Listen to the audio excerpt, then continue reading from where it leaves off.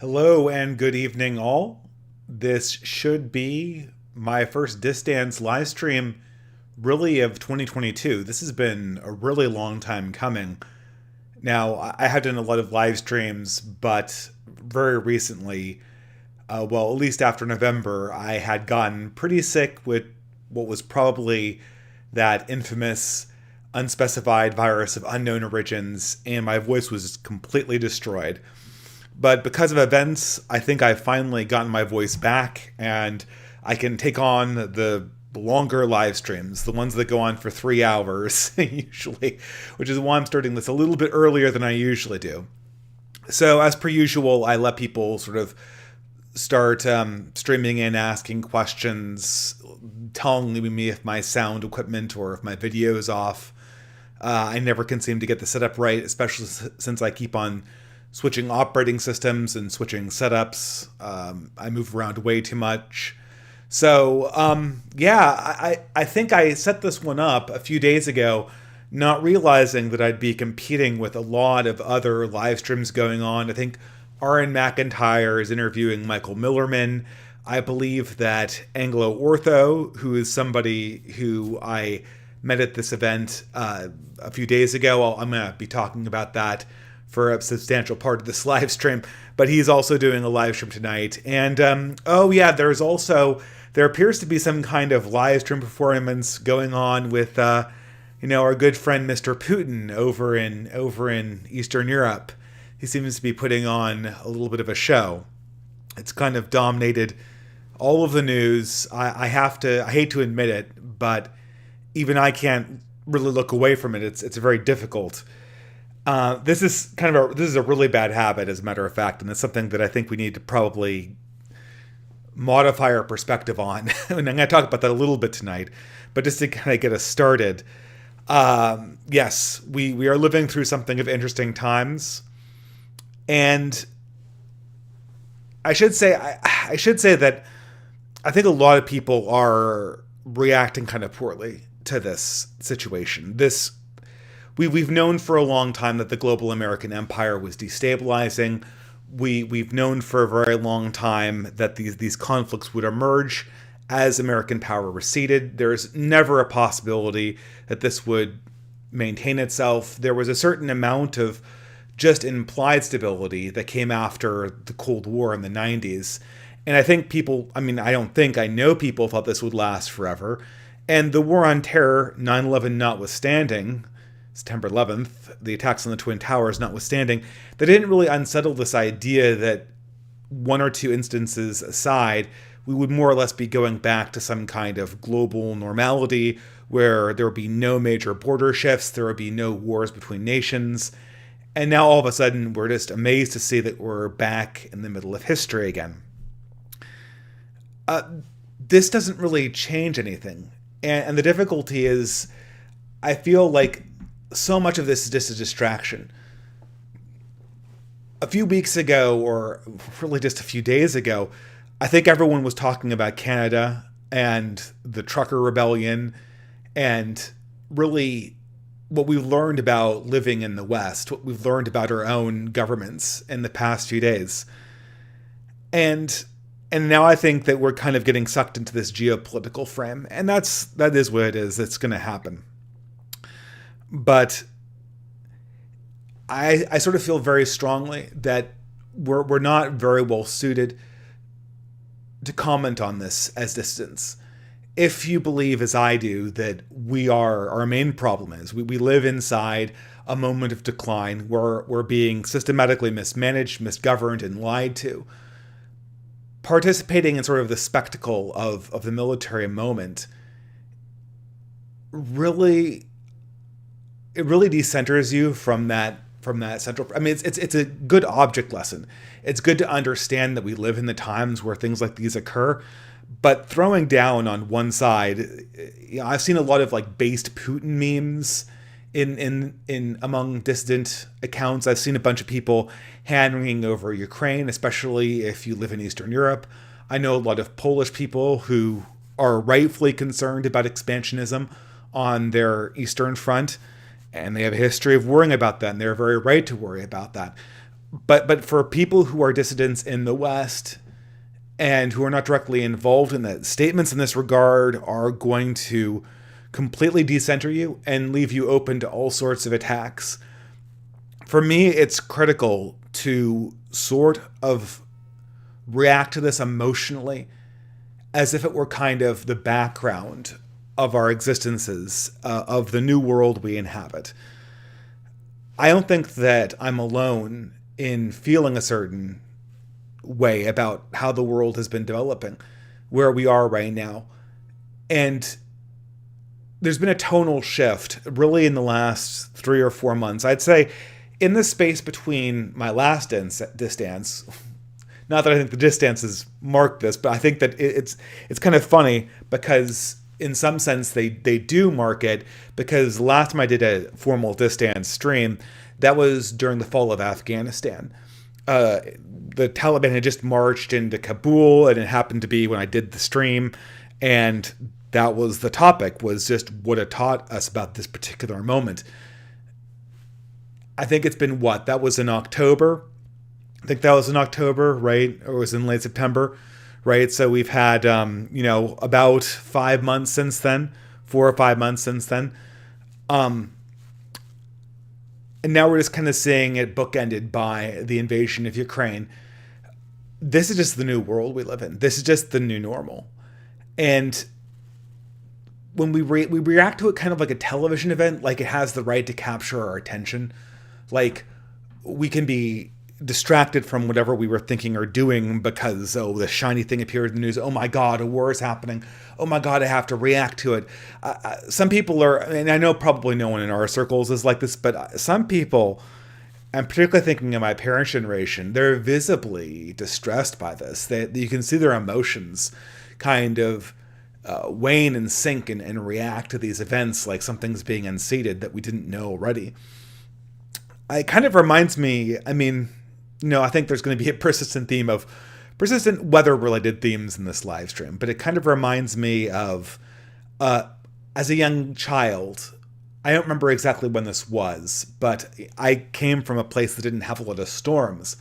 And then one time on vacation, I think to my grandparents' house, there was a huge thunder and lightning storm, which are very, very rare in California. This was actually in Quebec. We were traveling away from it. And of course, I was very, very scared as a young child. And eventually, you kind of learn that the way you handle being in the middle of a storm is to realize that even though there's a radical weather event with thunder and lightning and torrents of rain coming down outside, that's sort of occurring in the background. And what matters is sort of what's going on inside your sphere here. What's going on is the very, very pertinent things that are going on with your family. And when you take that perspective on, if you have to go out in the storm, if you have to go change a fuse, if you have to throw a circuit breaker, no one has fuses anymore, obviously. If you have to run an errand, if you have to rescue somebody, if you have to deal with, a broken window, then you're in crisis mode again. But outside of that, it's a regular evening. It's a regular situation with your family, and the storm rages on outside, and inside your sort of insulated sphere, it's still the same world. It's still the same people who are involved in day-to-day activities. And I don't know, I guess that's sort of how I'm feeling about this now. This incident with Ukraine and with Russia, it's just the storm that's raging on in the background. And it's not telling us anything new about our situation, other than I think people are responding to the decline that's manifest in the West, and they're reacting accordingly. And this is the new world we live in. This is the storm that's raging outside, and we have to figure out how to interact with that world. Now, I think ordinarily, I think I'd probably speak about reacting to this world, this new world, in a much more vague sense, in a more hand-wavy way. Oh, yeah, we need to be aware of this. We need to build community, et cetera, et cetera, et cetera. The things that I talk about all the time on this channel. This week, I think that, we took, or at least in my imagination, I think we've took a bit of a step forward. We ran an event in America, and it's not the first political event I've ever been to, but it's the first real politically dissident event I've been to that hasn't been some kind of Catholic thing or, more normie political thing. And certainly the first one that I've participated in as not an organizer, but as a speaker. And I think that this event, it was Skilding's Navigating the Ruins. That was the name of the event. So Skilding's is academic agents community, and it was built off a bunch of YouTubers, but mainly academic agents community, coming together and having an event for dissident right-wing voices. And I was among the speakers. I'm going to go through all the speakers and my reaction to them. But I was incredibly impressed at what the event was and what it wasn't, how it managed to avoid a lot of the pitfalls that you might assume such an event would have. Obviously, the location was a little bit hard to get to. It was in Tennessee. I did a live stream promoting it. You can go back in the back catalog and see it. But I think there were just a number of decisions there that were absolutely well done. First of all, I think there was the size of the event. I believe we were about 150 people. So we were right at Dunbar's number. We were right at that perfect mixture of people where you can conceivably get to know everyone, but it's still a crowd. You still have the energy of having a lot of people there. The second good decision they made was everyone was in formal attire. It was suits. It was all collared shirts. There were no people in t-shirts. There was nobody there who looked not well put together. As a matter of fact, I probably looked the least well put together because I just came in the clothes that I go to the office in. And so, so it was a little bit more of a worn suit than people who were just using suits they had worn for special occasions only. So I kind of felt a little bit more shabby. And usually when I go to conferences, I don't wear ties. I wear colored shirts like you're seeing right now. And so after I saw that the tie was actually mandatory, I wore it for the second day, which was a good move. I think that was, you have to really respect the dress code on these things. I was kind of worried that, I'm not used to speaking with a tie on, but it worked out really, really well. And then, in addition to that, the speakers were really arranged in a good pace. I was worried that there would be sort of a distance between the quality of speakers and what we talked about, and some people would have come for nationalism and some people would have come for an academic conference. And of course, there's always the risk in these conferences that you're going to get some really, really cringe wingnut who gets up there and gives a talk that is going to be thoroughly embarrassing to everyone. The quality was just a very, very consistent level all the way through. And I don't know. I think because of the size of the conference and because of the fact that everyone was just really, really well put together and well dressed and really focused on the central issue of having good communication and building community, the whole thing worked just like this well-oiled machine. There's no awkwardness at any stage of the entire event. Well, maybe a little bit, and I'll get into that a little bit. But there's no awkwardness in the ordinary operation, if anything. And when people were asking questions, no one felt afraid of just asking a question to any speaker or approaching a content creator when we were getting lunch or during break. It was just a free flow of ideas, and every single person I met, not just the presenters, just every single person I met had a story to tell. They had some kind of contribution they were working on, and I felt like I could have spent hours talking to them. My one regret was that, well, I guess this is another great decision they made at this event. They strongly discouraged cell phones. Now I kind of peeked into my cell phone every now and again because I needed to text my family, make sure that my wife and child were doing all right. I had an agreement with them that I'd check in every 2 hours. So I was kind of violating that rule, checking my cell phone back and forth very discreetly, right? But other than that, the encouragement was mainly for privacy reasons, but this would turned out to be an incredibly good decision for aesthetics and for the general issue of being present.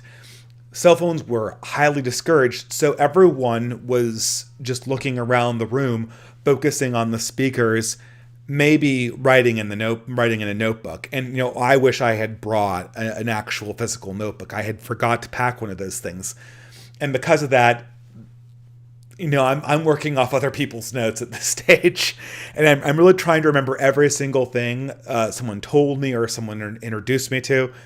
And, if you were there and you saw me at this event, please reach out to me.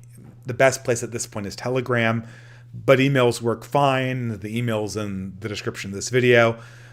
That being said, just an amazing event, and one that I think really energized people who went to it. And I kind of, for this live stream, I did kind of want to go over every single speaker's topic and kind of review them. I hope this isn't too boring for people who weren't there, but I think it's a good overview of what we were learning, what we were talking about, and kind of the emergent themes that came out of this conference. And based on this, I think I'd like to see if I couldn't put together some reflections on what we really came to the conclusion, what conclusions we came to, what I took away from this conference, and subsequently what I think people are going to be doing this next year. If I haven't shown my hand too far already, I think this conference really sets the tone for 2022.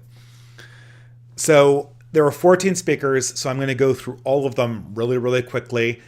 I thought every single one of them was amazing, and so no one who's watching this, I know people who gave talks are probably watching this right now. Don't worry, I'm not going to put you down. Or I'm not going to damn you with faint praise either. I thought every single one of them was good. So, but I'll go through each of them very quickly. So obviously the first one was Academic Agent. He was not present at the stream, and he gave a presentation basically via live stream. And his was the most academic. It was also the only one I didn't listen to.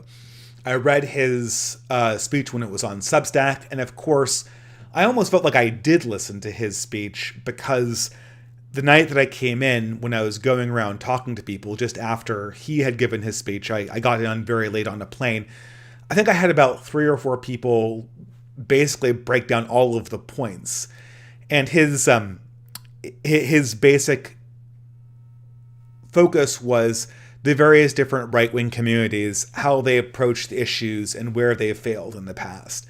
And I don't know if that was the real takeaway thesis from it, but what everyone seemed to kind of, the memeable moment was that Jonathan Bowden quote where he goes, "You got to clear them out, clear them out, clear them all out," referring to getting rid of the establishment and previous authorities that are kind of stifling our conversation and the direction our society needs to go.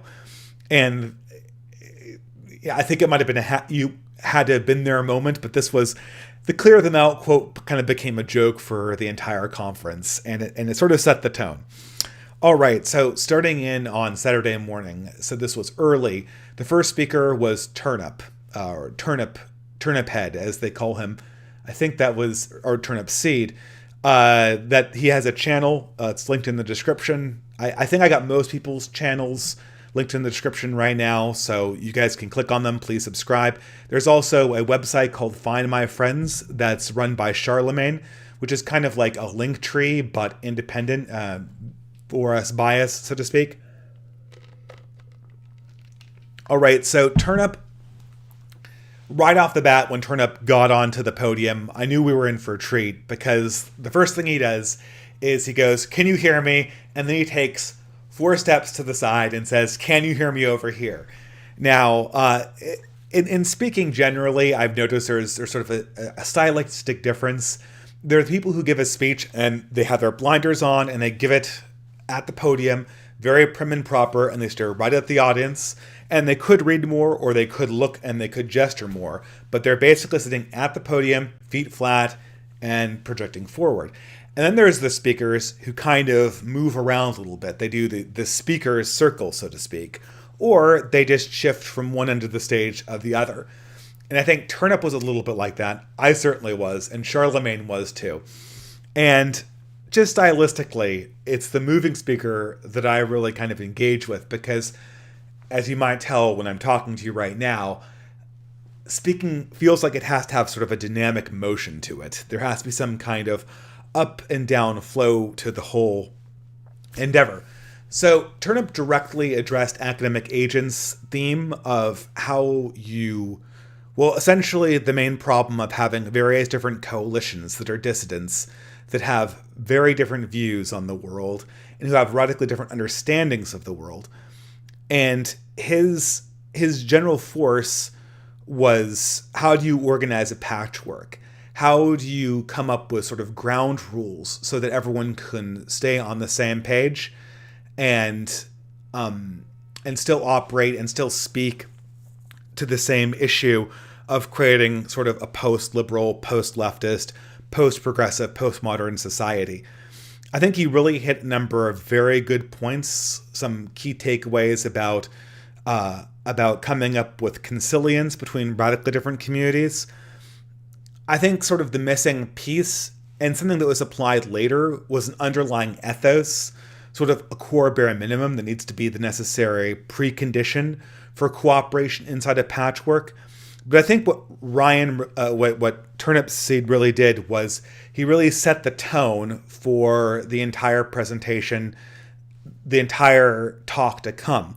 Because we were a patchwork. We were a variety of people that were coalescing around a common topic. And I'm actually really eager.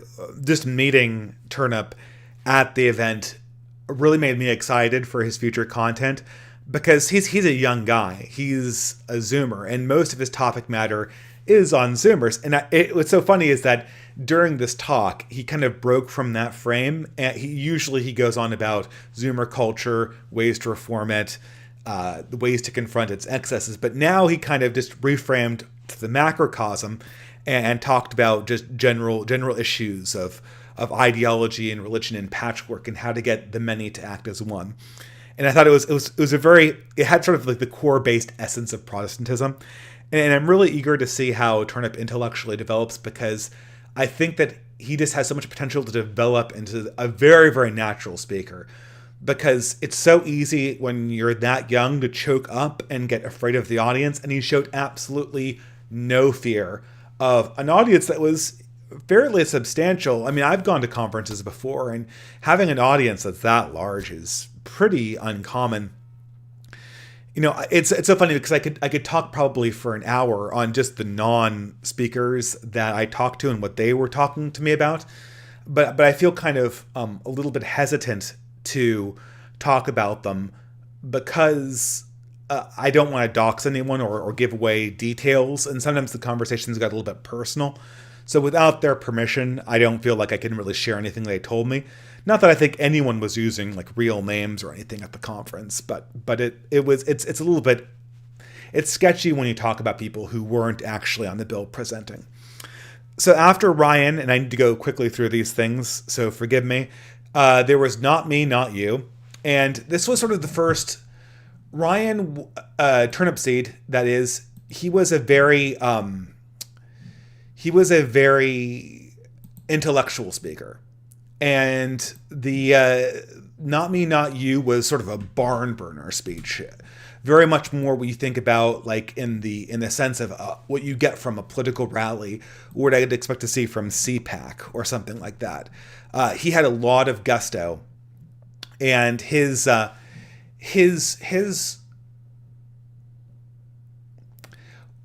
I'm trying to sort of parse out from my notes what the central theme. Obviously, the central theme of Not Me, Not You's was look not to hope.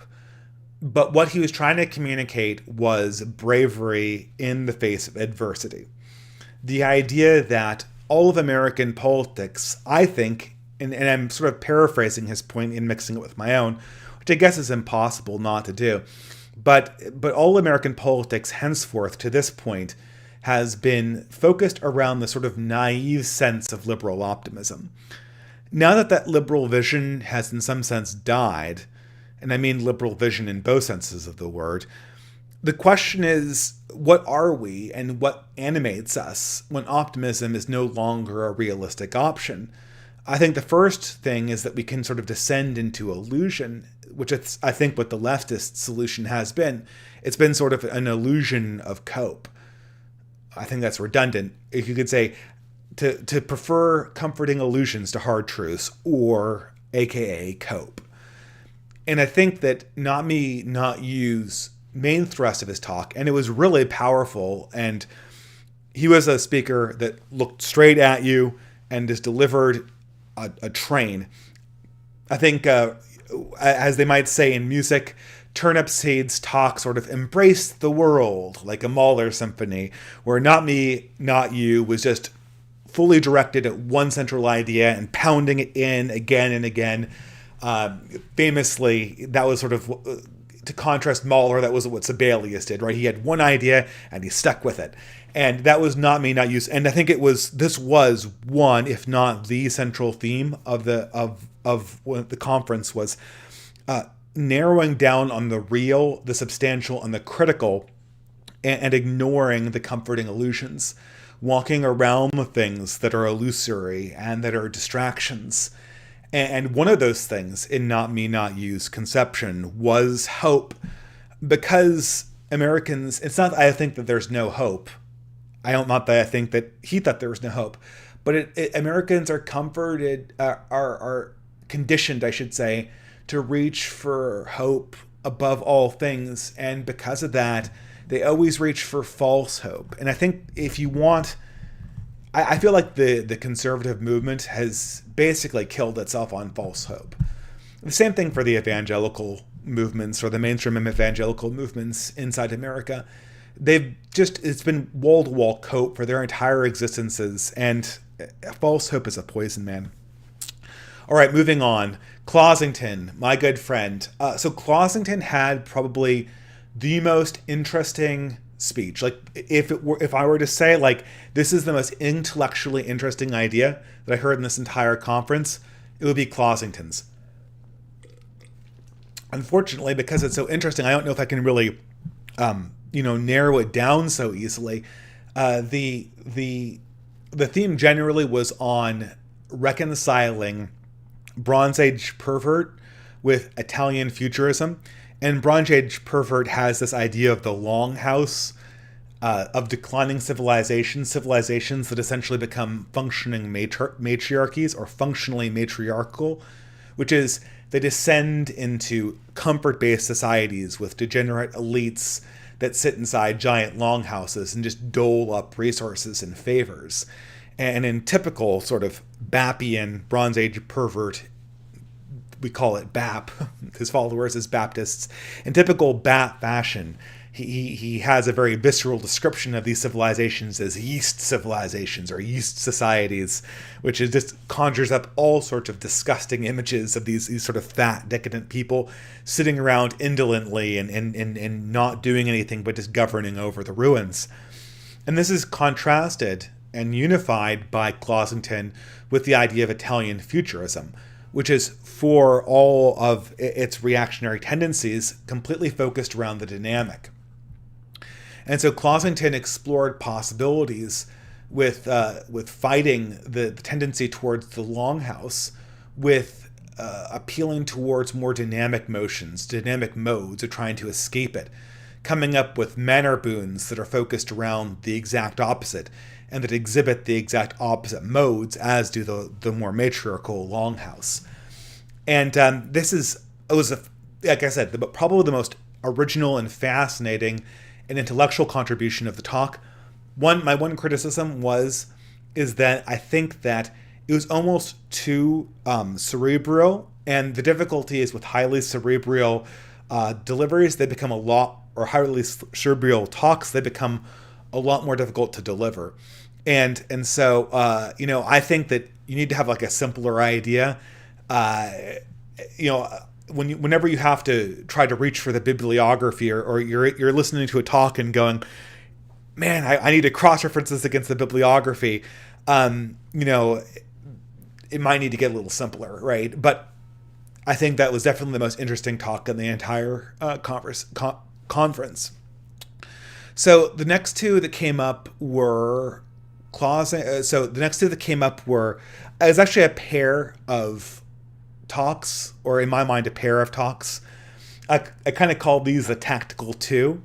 So most of the other ones went on for an hour. Each of these went on for about 20 minutes each, with a shared question and answer session.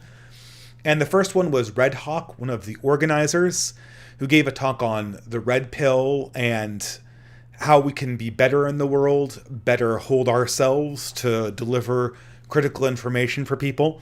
And the next one was by Yiz from the channel Yiz the Eunuch, who was just, I have to say, she was the heart and soul of the conference in a lot of ways.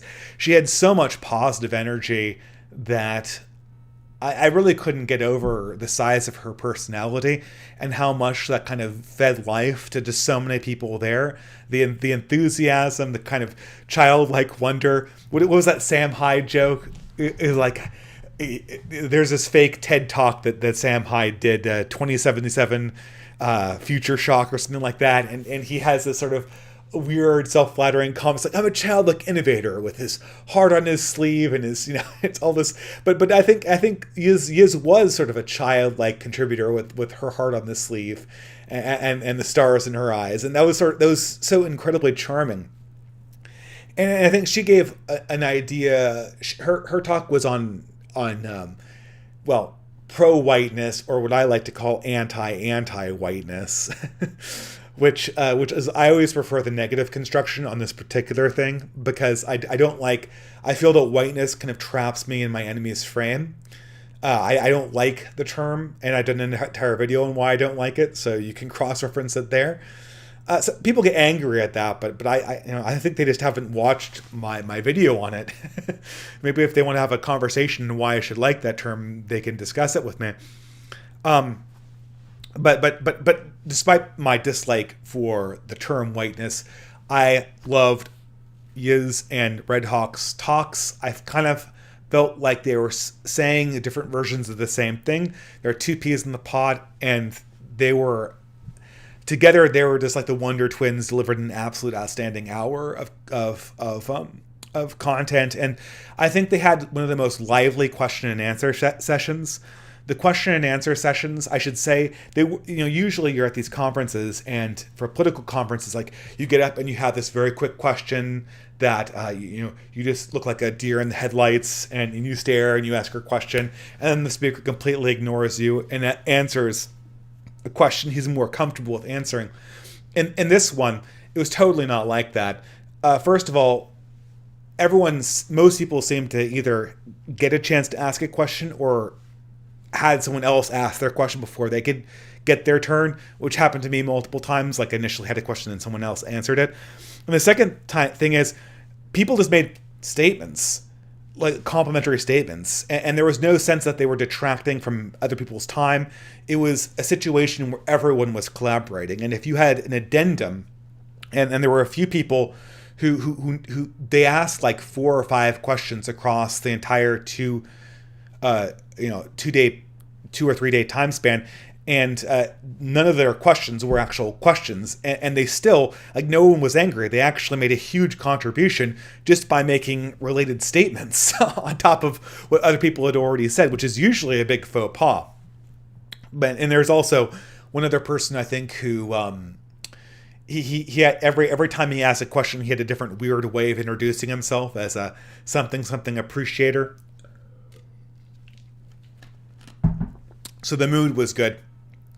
So after that was Anglo-Ortho, and I think this was probably my favorite speech of the entire conference. And he talked about Kierkegaard and how basically we're being devoured by our own abstractions. And he obviously is an Orthodox believer. I, being a Catholic, I think I probably was the target of his criticism, me being somebody who, if my Catholicism had a flavor to it, it would be Dominican, because for the longest time I went to a Dominican parish, and I was most influenced by Dominican ways of thinking about theology. And Dominicans are notorious abstractors and formalizers. And the OG of this malpractice, according to Anglo-Ortho, was Thomas Aquinas. And that's when a really good talk is when the speaker can point a gun right at everything you believe, pull the trigger, and you still feel like, even though you're being deconstructed at your most foundational level, that you're still immensely benefiting from this. And so I felt like Anglo-Ortho was tearing my heart out by pointing to the fact that faith, I mean, he's right about this. Faith has to be embodied. It can't be simply abstracted away like Thomas Aquinas. It can't be intellectualized. It has to be lived. It has to be sacramentalized. And that's everything I do on my channel. It's abstract things mindlessly. And so there was that component to it that was absolutely true and something that I need to remember more and more. And then the other problem is that just at this point, while Anglo-Ortho is bringing us back to reality, I start kind of getting the sense that my own prepared talk is just way too petty, and how I'd really, really liked to rewrite it. Because in preparation for this conference, I'd written a talk. I thought it was an all right one. But it was very much like a par for the course Dave the Distributist kind of talk. I hit all my main points.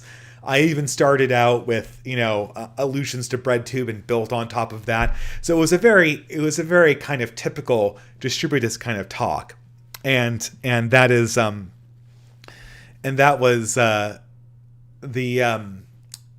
was kind of feeling like, oh man, I can get shown up by this.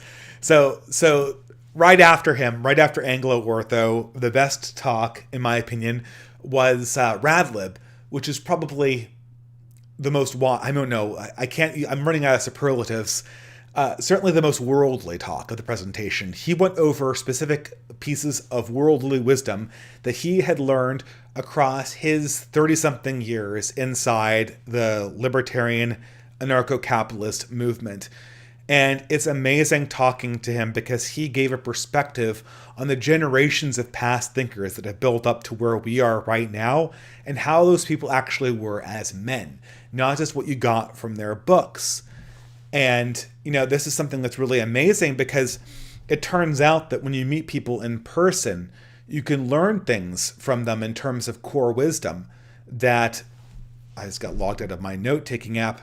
You can learn things from them in terms of core wisdom that you that you don't get just from their intellectual work. And Radlib drew that out like marrow out of a bone and just crystallized it for everyone there. And of course, at this point, I'm up next. So I'm sweating bullets because I just had two of the best political talks I've ever seen in my entire life. And, I'm about to go on stage and complain about BreadTube for at least the first 10 minutes of my talk. Luckily for me, saved by the bell. And the event organizers accidentally scheduled dinner a little bit early. So we got kind of segued away from the main intellectual events.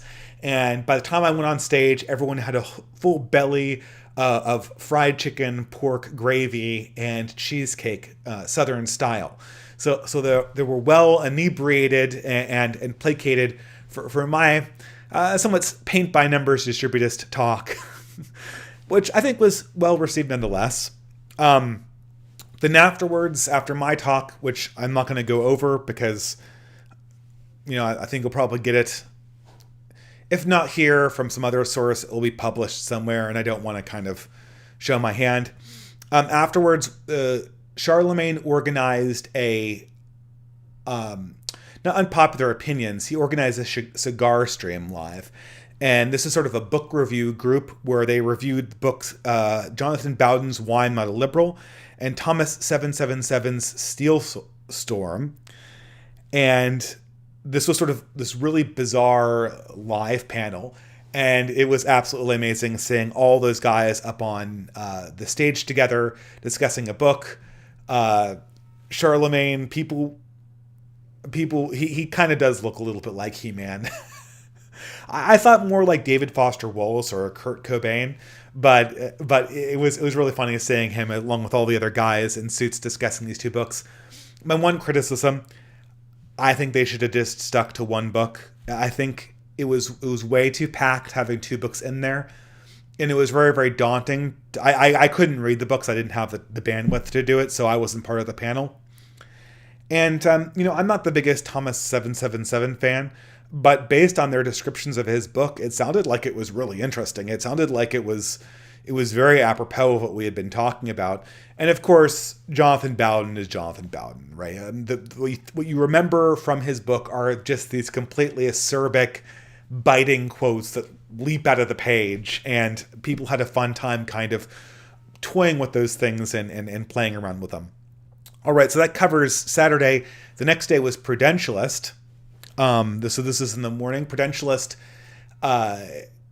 he talked about digital addiction and the Zoomer generation. So I thought Prudentialist was he was the other Zoomer in addition to Turnup. And he was kind of the nega Turnup in a lot of ways, because Prudentialist usually talks about macrocosmic issues like politics and foreign relations. And this time he kind of stole Turnup's thesis and went on about the Zoomers. But I really loved it. Again, for a generation who's hermetically sealed inside their social media, what I loved the most about Prudentialist and Turnup was just the amazing presence they brought. That's what I want to emphasize about these younger kids, is that they were just present, and it didn't hurt that Prudentialist was talking about embodying presence in your ordinary lives as well. And it was an amazing speech. And even he has this running theme where he always has a frog that makes an appearance on his conversations. And indeed, there was a frog that made an appearance in a very, very funny way towards the end of his talk. After Prudentialist, we got a brief message from Mrs. Radlib. So Radlib had brought along the wife, a true matriarch of a very large homesteading family who was in charge of homeschooling. And she gave a very good rally the troops from a woman's point of view. This was obviously, I think it's like a 98% male conference. So this was very much a male event. But it's very good to have that one piece, that one woman's perspective, that kind of hopeful groundedness that kind of brings back kind of like a palate cleanser when you're too much in sort of the male mode of objectifying things and problematizing things. It's good to kind of get that pop out that takes you back to the larger reality. So after that, we have 21st Century Reaction. So 21st Century Reaction, I'm sorry I'm going through this thing so quickly, guys, but there's so many talkers, I have to kind of cover it very, very briefly. 21st Century Reaction, again, right to the heart. He talked about the saints in Catholicism. So if Turnup, again, was the quintessential embrace the world Protestantism, 21st Century Reaction was the Catholic point of view in contrast to Turnup's ecumenicalism.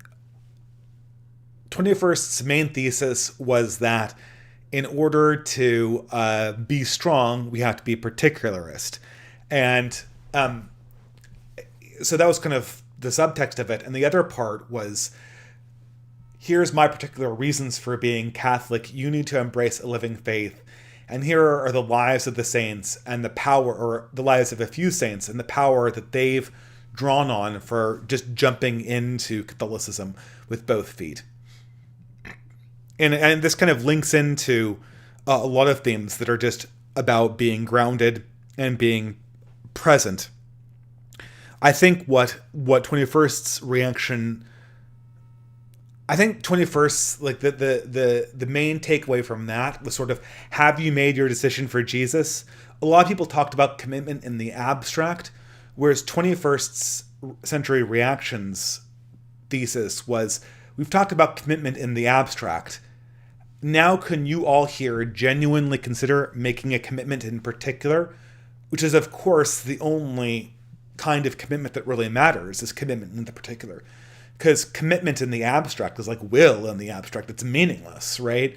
It's just a platitude. It's an abstraction, like Anglo-Ortho was talking about. There's no there. And so it's so funny because 21st, and it did almost seem like inappropriate in the sense that 21st, the way he approached the question was very different than everyone else's, right? It was highly non-intellectualized. But in the same thing, it was a necessary component because it was the only talk that was instantiated. It was the only talk that was in itself an action, with the exception potentially of Radlib's wife, whose talk was more action than talk. So after 21st century reactions, there was Paul. This is a pseudonym. I'm not doxing him. So there is Paul's Fahrenheit's, which again, he was another barn burner.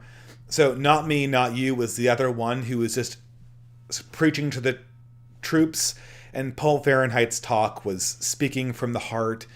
He was this incredibly grounded person. He was one of the people that left like a huge impact on me as a person, shaking his hand and hearing his story. And that personality came through. And what I liked about his talk was that it stayed focused on one topic, which is Francis Parker Yockey's Imperia, and which was a takeoff on Spengler's Cyclical Civilization. More specifically, the concept of civilizational winter.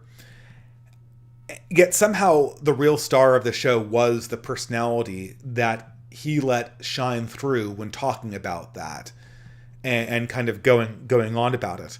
And that gave the talk just this kind of animation. I can't really do it justice, so I almost feel bad kind of going on about that particular one. But I'm going to kind of I'll kind of leave it at that, even though I think a lot of people say that this was one of the best, if not the best, from an oratory point of view at least. And I think it definitely was the most challenging because he was the one that kind of laid out the possibility that our civilization is just dead. Like straight up dead, no reviving it. Even questioning the possibility of reincarnation. Although, at least from my understanding of history, that's kind of a naive way of looking at things. So, yeah, but just an absolute... I can't do that justice, so I feel a little bit self-conscious trying to sum it up because I'm necessarily going to miss something. But I think I would kind of contest, actually I would argue against this thesis, even though the spirit of it was absolutely spot on. I think that revitalization is always something that occurs, and it's part of the natural cycle. And that portraying it as death misses the main point of the struggle that we're in. And the eternity that we're dealing with, and it's always the background of what we're doing. The next one was Ouros Post, which was a discussion on economics. Again, kind of a different animal from all the other ones. All the other ones were very much focused on culture. This is the first kind of meat and potatoes. Now, I guess I probably would have put this more in the middle if I was like... Now, obviously, the schedule was designed not with regard to what we actually talked about, but with just... this is the schedule, and we just talked about what we talked about. So this is about economics, how everyone got everything wrong. And I think that, I don't pretend to know about economics. It's not really my wheelhouse. But I think what everyone understands now is that our elites who have organized everything around their expert understanding of economics don't actually understand what they're doing and are just operating it for the purpose of pure political power and at the cost of the long-term health of our society. And he also, what I liked about his is that all good speeches, and this is what, actually, I think Turnip asked me how he could improve his talk. And I said, well, your talk had sort of one thing that was sort of it explored that one thing very, very well. But most talks, I think, are kind of bridges between 2 points, right? You have A and you have B, and the talk kind of goes from point A to point B, and it builds a bridge between 2 concepts, kind of like Clossington was building a bridge between 2 concepts that he brought up. And I think that Ouros really brought a bridge between the abstract problems of economics that exist on the macrocosmic level, and then the sort of personal economics that we can execute as a means of exit at the lower level. And I think that's sort of the interesting conversation that he had, and I think it was a very good one. But again, I think I needed to kind of talk to him about that conversation afterwards to understand it, and unfortunately, it was the second to last talk, so it is what it is, right? Otherwise, I would have probably had about an hour of questions for him about what he was talking about. And then, so last but not least, and sort of the capstone of the conference, was Charlemagne. Oh, boy, what do I say about this one? So Charlemagne, I mean, I notoriously say that he's made the most videos on his channel that I felt envious of, in the sense that he's made the most videos where I see the video and go, oh man, I wish I had made that video. In his talk, I think, like, I also felt kind of, not envious, but he took exactly the kind of tact that I think is necessary. Now, I've said in the past that the way you want to deal with rhetoric and dealing with the cathedral and being a dissident is you just kind of want to have your principles and your truth just kind of lay flat. Just drop the truth out and just lay it there. Just put it out plainly, and don't try to do any fancy rhetorical tricks, because the more complicated it gets, the more Byzantine conduits you have to do to get towards the truth or to build upon some kind of central thesis. The more power can screw with you, the more it can mess with what you're doing. And Charlemagne, I mean, it's just the most simple speech in the entire world when you think about it. He just talked about things he had done in the past, including in real life activism, where they had gone wrong, what he was doing in the future, and what he thought were the pitfalls of what he was doing in the future and future actions. And he did. It's so simple. I mean, it almost feels weird saying it. Like, all these other ones had these highfalutin concepts, and this was just it was the simplest speech you possibly could have ever imagined as a speech. This is what I did. This is why I did or did not work. This is what I think we should do, and this is why it may or may not work, and this is what I think the solutions to that might be in the future. And it somehow, with that pure simplicity, just communicated exactly what it needed to communicate. The 2 highlights, and they were very specific highlights for me, are this one piece of advice, and I hope I'm not spoiling anything he chooses to publish on this, but he gave this piece of advice to incels. He said, guys, if you're incel, if you're NEETs or if you're incels, there's just a really easy mechanic you can use to fix this for yourself. Invite people to do things all the time and always say yes to invitations. I mean, that's a sort of like this simple heuristic, always invite people and always say yes to invitations. It's a simple heuristic, and that probably would fix about 50% of most NEETs and incels problems if they just followed that advice. And I think there's some modifications. Obviously, when you're in your 20s, you're saying yes to more invites. And as you start doing things like owning a home, and oops, my screensaver came on.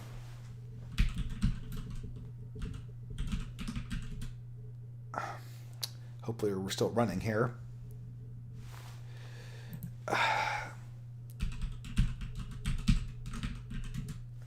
Pardon me. Okay, so hopefully I'm still going live here. Yeah, I'll get to the bottom of this chat. Pardon me there.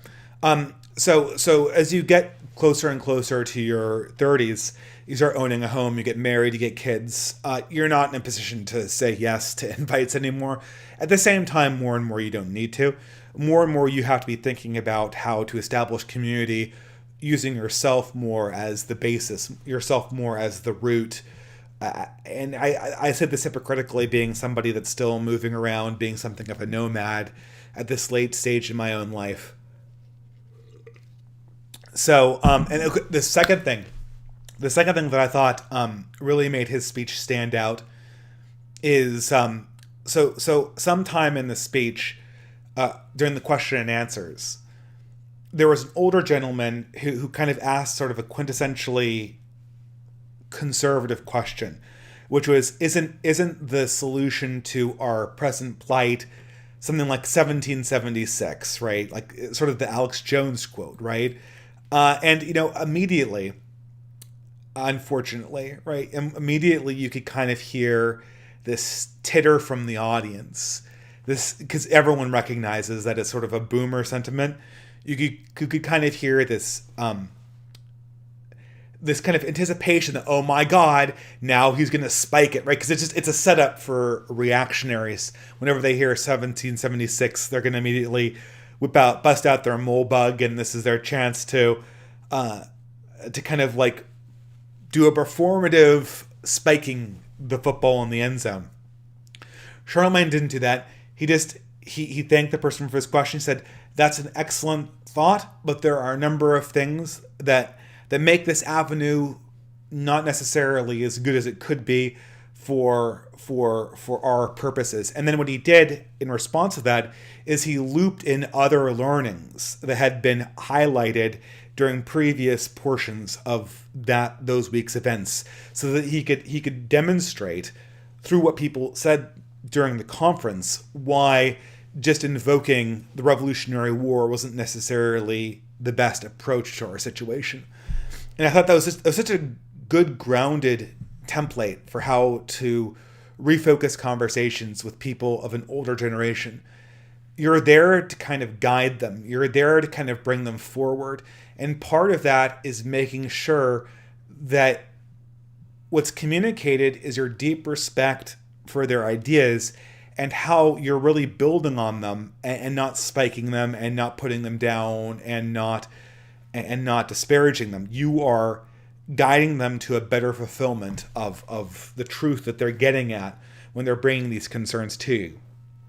So, boom, that's the first hour of the distance, and I still have a little bit of talk to go before I get to Super Chats. But I knew I'd go on longer just doing a talk here than I usually do. But that was the entire list of speakers, all 14 of them.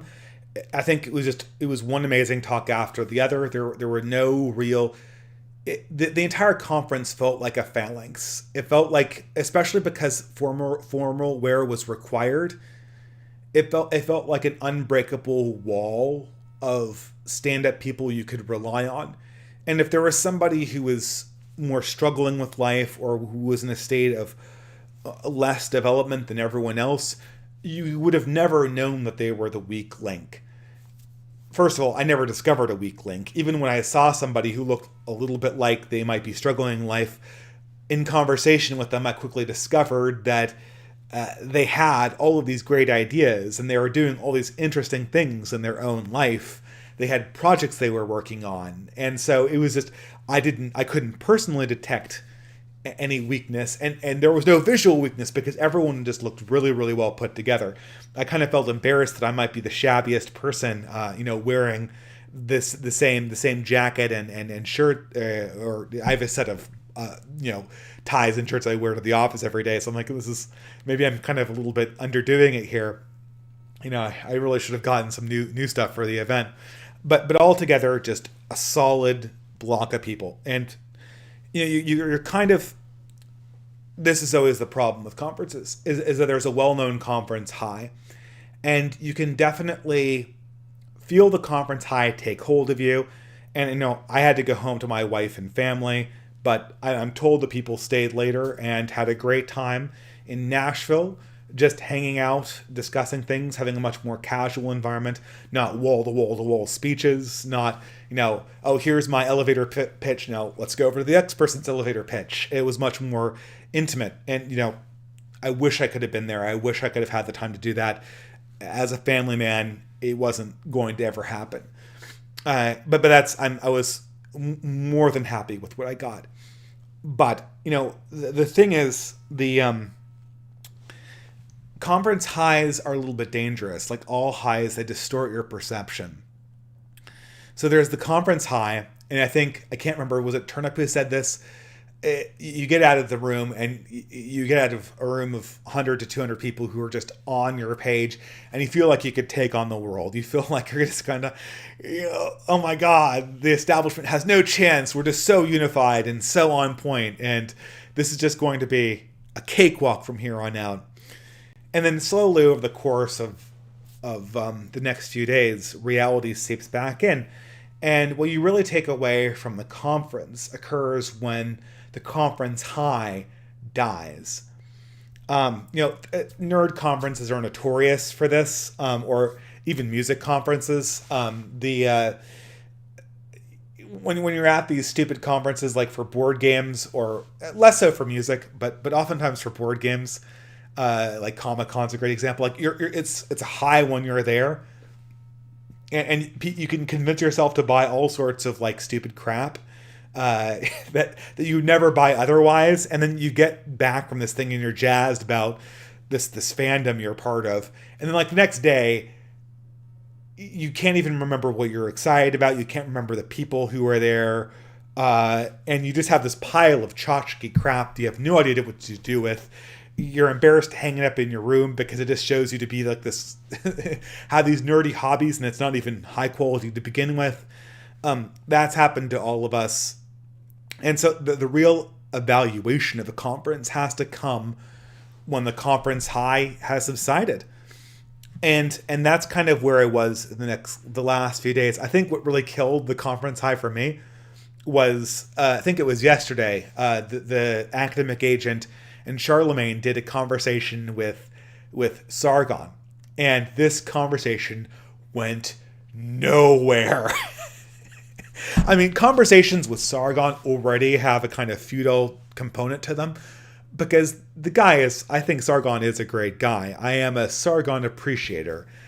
But, I mean, Sargon, I love you, man, but people aren't wrong when they point out that you have kind of an obtuse nature to your dialectic habits.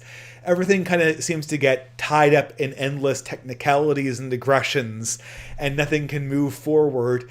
And it's like trying to move like this giant blob that's immaterial and has no center, and it's just this weight. And I think I was able to watch about an hour of that stream where Academic Agent is walking Sargon through the basics of Italian elite theory, which I don't think is the right approach. I think if you're going to talk to Carl, you really always have to go to the practical aspects. I think he's much more communicable when you instantiate your objections, rather than to try to explain to him, really try to explain to him how a theory works. I mean, Sargon can reject theory all the live long day. That's what he likes to do the most, is reject theory. And any theory can always be rejected. So you never want to start off with Sargon. I mean, he's a theory-rejecting mind. That's what he loves doing. It's never like, here's this juicy theory, Sargon, so you can reject it, and then he rejects it, right? And then you're nowhere. But that being said, I think I could physically feel my conference high draining away from me while I was listening to that conversation. And so I'm thinking, like, Turnip saying, oh, after this conference, we could take over the world. And then, like, the next day, you can't conquer Sargon, and your expectations are immediately made more realistic by this experience. So, that being said, I was able to kind of ruminate on what I wanted to talk about. And, with the conference high truly killed, or not killed, but subsided and more realistic. I do think that the conference was an amazing step forward, in the sense that we were able to prove that in real life events could occur with a surprising amount of quality and focus and presentness and safety. I'm not worried about getting clipped from that conference. It was just wholesome all the way through. I shouldn't say I couldn't get clipped. Anything can get clipped. Certainly the Jonathan Bowden quote is clippable. It sounds like something worse than it actually is. That's what makes it clippable. But, more than just proving microcosmically that an American event like this could go through, I think what we learned was sort of a tonal setting of 2022. This is sort of the first step on the year that is 2022. And I myself learned what we're going to try to do here. I think that what we're ushering in, both with the Ukraine-Russia war, or the Russia-Ukraine war, and with the Biden administration, I think everyone's starting to realize that winter isn't just coming, it has truly come.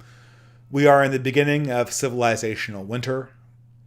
This storm we're experiencing is just the first of many, and there are going to be many storms that rage outside of our doors.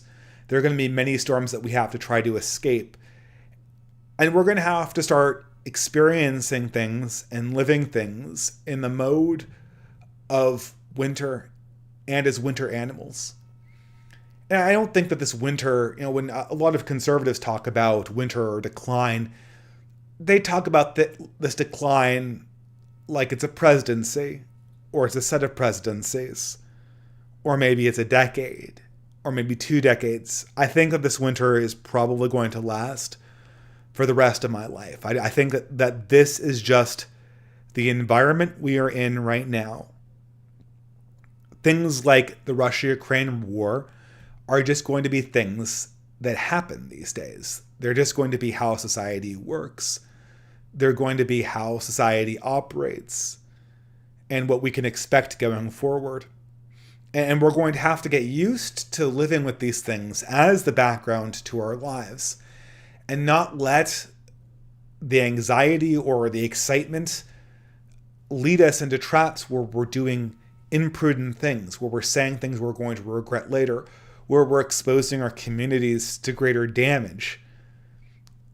And in the meantime, we're going to have to find things we can do that are fulfilling and that build in a winter capacity. I think this conference I was just at was the quintessential example of a winter time phenomenon, a wintertime event, something that built in the mode of civilizational winter.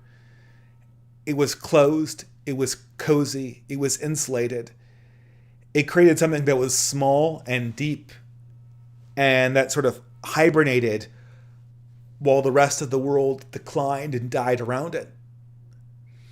I don't think, and I think I was going to talk a little bit about the image, the fox in the snow, or this is what I titled this live stream, and it's because I don't even really think I understood what winter was until I moved east.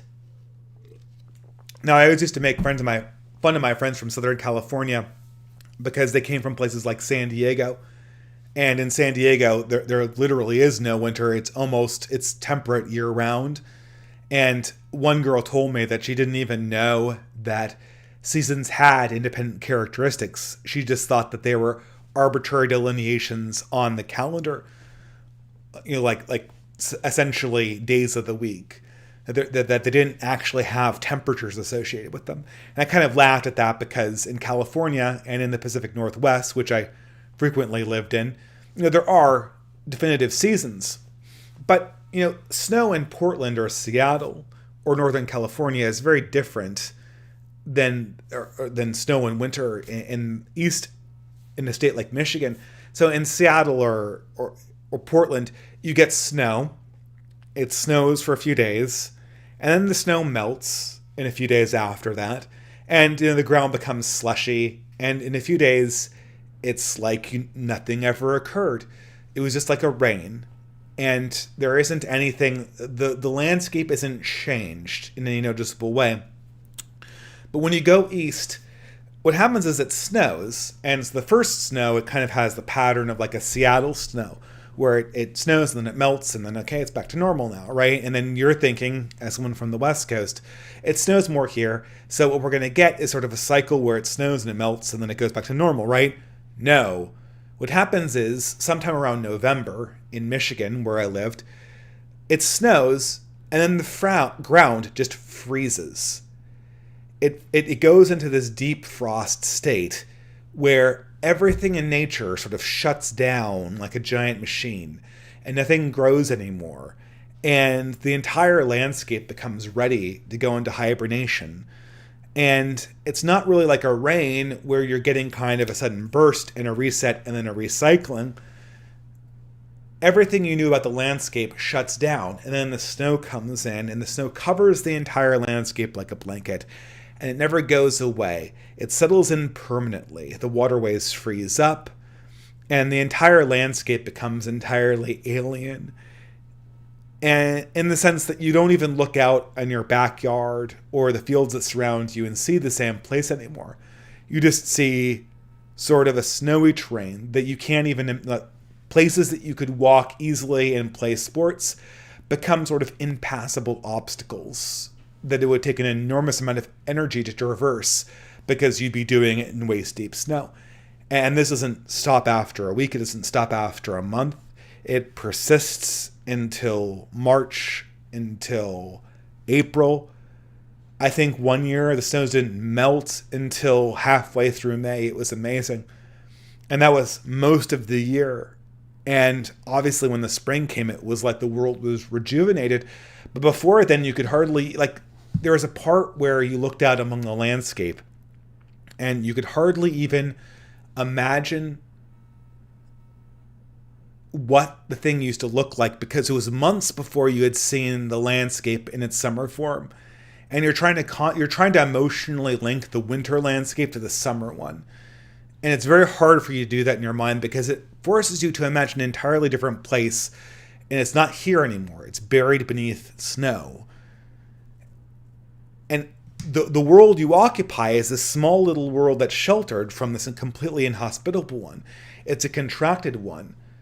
The places that are comforting to you have gone from being many places to being just a few, and you kind of move quickly in between them, and you're very conscious when you're outside, and you're very aware that you can't be outside for too long in a comfortable state. When I was in Michigan, one thing that sort of stuck in my mind, that an image that kind of came back to me, was I was walking through a forest. This is a forest on campus. It was a very temperate one. It had a raised walkway. It was basically a park, but very wildly grown. And I was looking out, and the whole thing was just covered in snow, and I was trying to imagine what it looked during summertime. And from out from under the tree, I saw this fox just hopping through snow, and this fox was bright red, stuck out like a sore thumb. And I kind of just became really puzzled because this was March. This had already been like 4 or 5 months after which this whole landscape was just blasted beyond anything that I could recognize. And I knew that foxes were native to the area. I knew that they lived there, but I couldn't even imagine. I couldn't imagine really living in this hostile environment for very long, even in a survivalist capacity. And this fox was literally just hopping up and down in the snow, sticking out like a sore thumb. Red, you could see it from a mile away, and it was eating thistles. It was eating these hard thistles, and it was dragging them away to its den. It wasn't hibernating, it was surviving. It was surviving because its parameters for life had changed significantly. In the summer, it was a free animal that could go wherever it wanted. And now its life had been contracted to going from the den to where it could get food and then straight back again. It was, and it could have lived like that indefinitely. It wasn't hibernating. I guess I had assumed that they had hibernated or something. I probably didn't think they migrated. And I think it was so funny as I was really into folk at that time. I still am. And the song I'd been most recently listening to was one called The Fox. This is an English folk ballad. It's about a fox. The fox goes out on a starry night. He prayed to the moon to give him light. This is, I think the version I listened to was by Nickel Creek. I remember singing this as a child. I don't know if they sing this in England. I think it's an English ballad. But it's about a fox who steals the great gray goose from a farmer, and he just has this enormous feast with his wife and children. And it's the fox during a time of plenty. And now is seeing a fox in a time of complete hardship. And so it was almost like watching a different animal. But it was also understanding that the fox could live as an animal in a mode of perpetual hardship. That this was a mode that was a mode of thriving. Well, I guess thriving might be a bit of a overstatement. It was a mode that the fox could live in indefinitely. He didn't need the summer. He just needed the wintertime conditions to go on, with the knowledge that the grounds for a more fertile time, all of the nutrients was waiting under the soil, ready to hatch out once the snow had thawed. Another folk song that kind of came to my mind, when I was putting together this talk, was another modern bluegrass. I think this is an original song. It's called The Friends of Fall by Crooked Still. They're one of my favorite sort of neo-bluegrass, using the word bluegrass very loosely there. They're a neo-bluegrass band, and they had this B-side, one of my favorite songs by them, called The Friends of Fall. And they say, I always worry, the message goes in the song, whether the friends of summer will be the friends of fall. Because the symbol is that, okay, well, we're having a good time now, singing this song, and everyone's appreciating us. But will the friends that we make when we're popular and when we're singing songs be the same friends that are around for us when things start going south? When things start declining, when the nature of our growth starts dying away. And I think the song, it's a bittersweet song, and it's answered optimistically. But if I were to kind of give the conference I've just attended a title, I would probably call it The Friends of Winter. Because what we built there were the people who are still there after fall. Now, obviously, the winter, in my opinion, just started. We've just sort of come to realize that this is the world we occupy in a very realistic way. But the people who are here now are the friends of winter, because they're under no illusion that we're going to be living together in some renewed summer. That the fall is some kind of false fall, a temporary storm that will be over. They know that we're going to be in this state now and in perpetuity. That we are waiting for a spring that is a far way off indeed, and we may not be able to see it. But we're going to build our lives in a way where we can live and thrive in winter. We're going to try to be the friends of winter. We're going to live in the location of winter. We're going to discover the saints of winter, the divinity of winter, God's own true nature in winter. This is going to be a time of small places, of deep relationships, of cozy settings, and of storms that rage on in the background, and sometimes storms that we're caught in and that we have to move quickly to get out of. It's going to be a time of building, but building deeply. It's going to be a time of spirituality, but a spirituality that's hidden. And it's going to be a time, I think, of looking forward.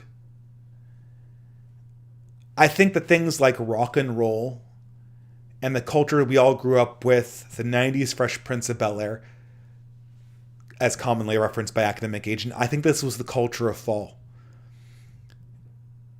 The fall is the cultural harvest. Nothing grows in fall, but you reap the bounty of all the things you had secured. During the winter, you eat the things that can be procured during winter, that grow during winter safely. It's a time of growth on a very, very small scale, and you don't have big gluts or big harvests. But once you can get yourself into the mode that you do not have the fall or the summer to lean back on, then all of a sudden what once was the great disruption becomes a mode of life that can be really life-giving. I went to this conference, there weren't that many people there, but almost every one of those people that I met, I now feel like I have a friendship connection to. And moreover, I think that the people who are there, and even the people who are here right now, can start looking for the friends of winter, the friends that they can really trust to be with them after we acknowledge that we're not going back to summer, after we acknowledge that the fall is over, that there are no more harvests. These are the people you're going to rely on in hard times. These are the people you're going to be with as the storm rages on around you. And I think once you locate that, a lot of very good things are ready to happen. We can have our own real authentic lives at a smaller and more quiet scale. And I think that kind of ends the Distributist little talk for the beginning of the Distance series. So with that, I think I'm going to transition to answering super chats. I am at an hour and a half mark. That's pretty much what I usually do for these talks. I think I kind of got sidetracked a lot by the fact that I spoke a lot about the conference. And I think it's necessary, though. I think it's necessary to rehash live events, because I do believe, and I'm not to say that the relationships we have online are inauthentic, or that I don't recognize people. No, I did actually meet a bunch of people who give me super chats at the conference and shook their hands for the first time. It was actually amazing. And I'll call them out if they want me to. So I'm not saying that the relationships we have online are inauthentic or aren't real, but I do think that we have to organize our online around building the deep relationships. I mean, who are we kidding? How long am I going to have this channel, right? Obviously, I had a model of producing content that evaded the YouTube censors when they're in their ordinary operating mode between 2016 and 2020. Now, all bets are really off. So, that being said, I'm going to start reading the super chats.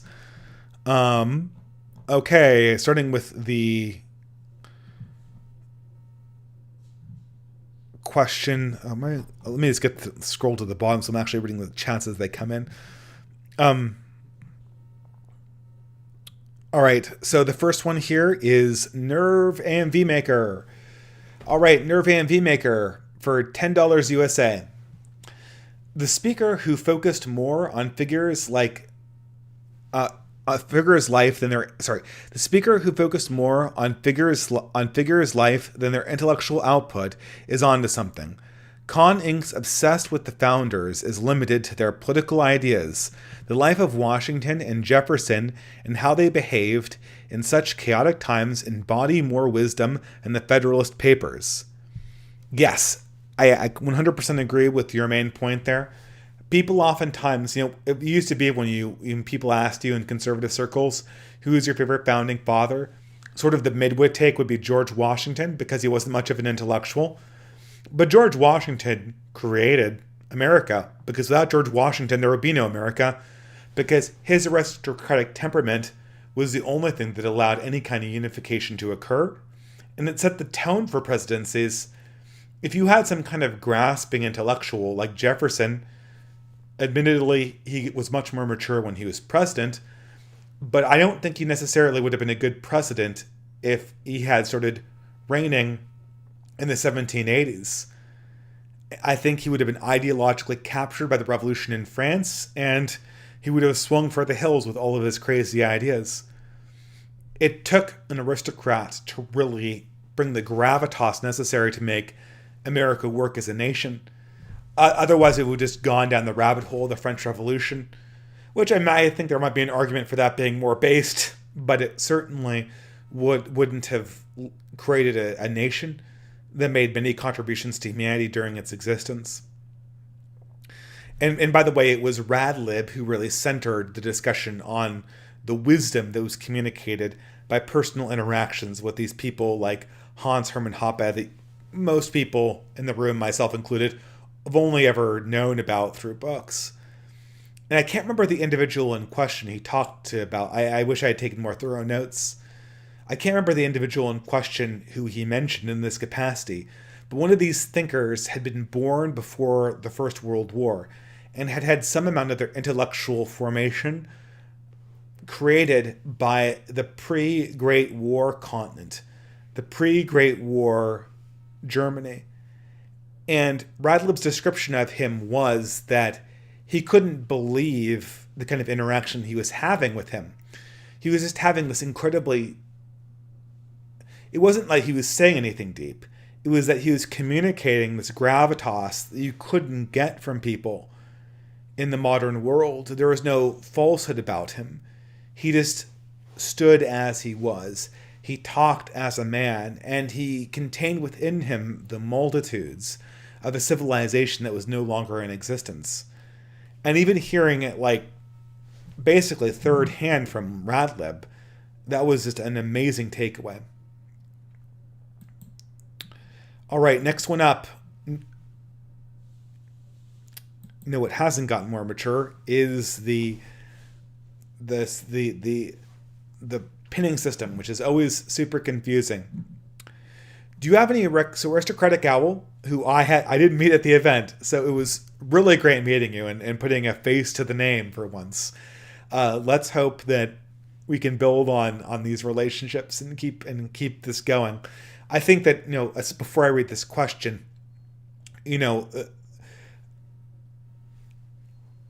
what was visibly possible from that conference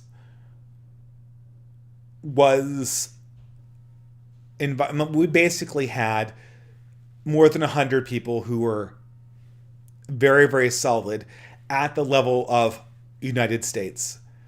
If you could get that level of people at a citywide level or even at a statewide level in America, our problems would look very, very different almost instantly. If you could bring 100 people into a room who were young, active, and intellectual to the extent we had them this weekend, we would be addressing our problems in a very, very different light. And they would immediately fall into a very different relief and a much more hopeful one, I think.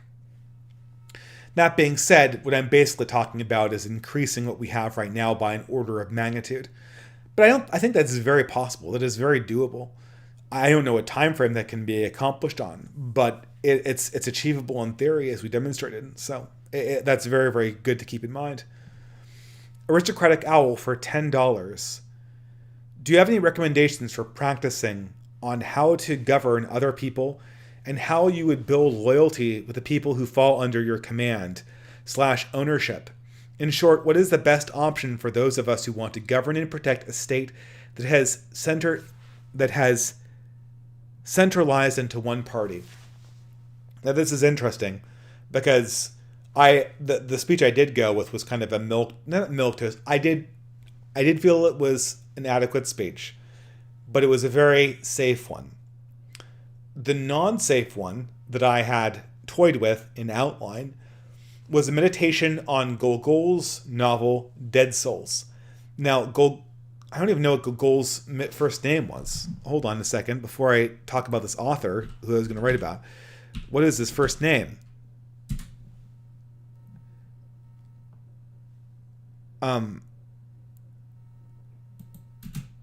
Hold on.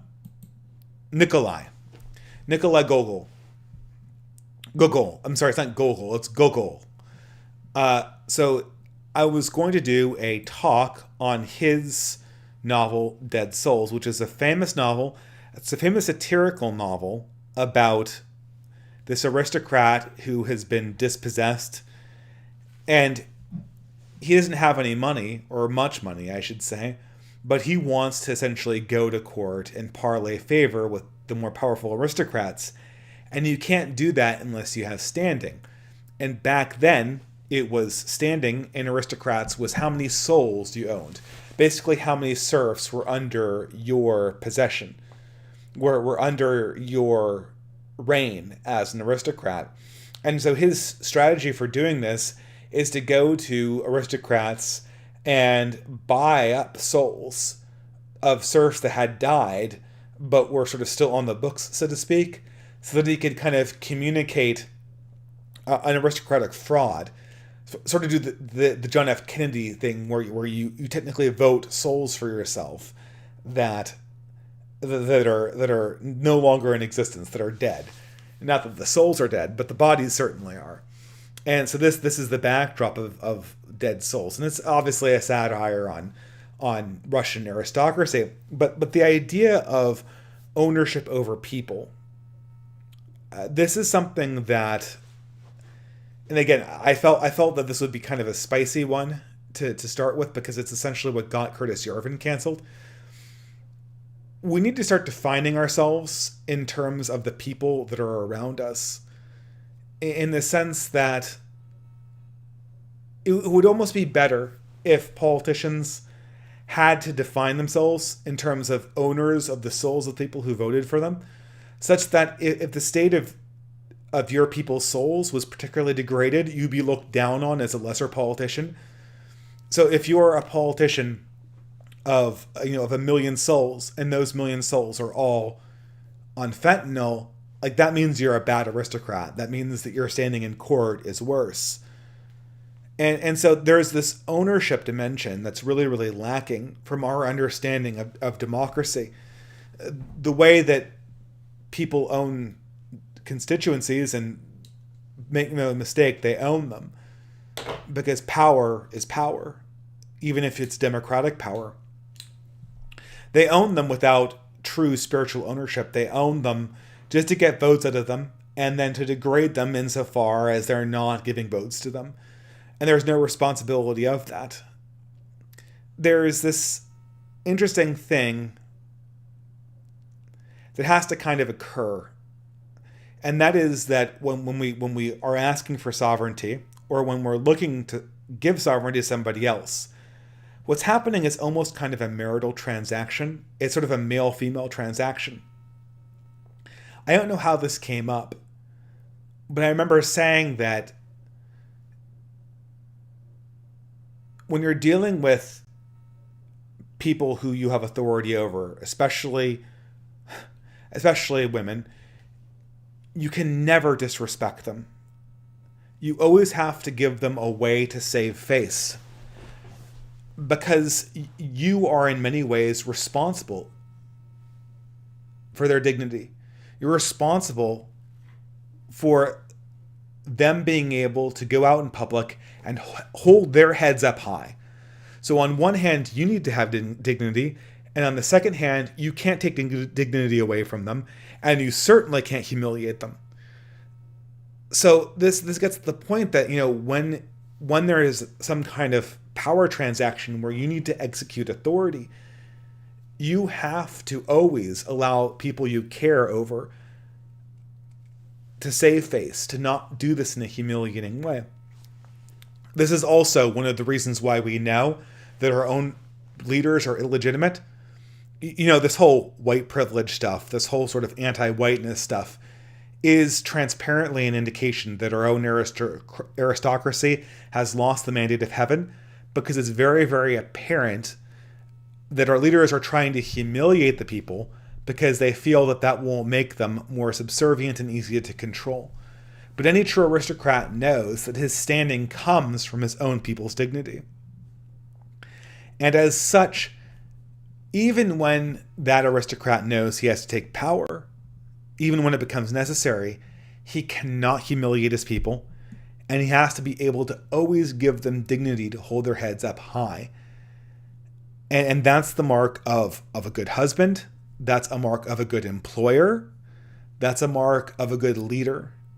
Always make sure that in your interactions with people, that while you're executing power, you're installing them with a maximum amount of dignity, and that you're never humiliating them.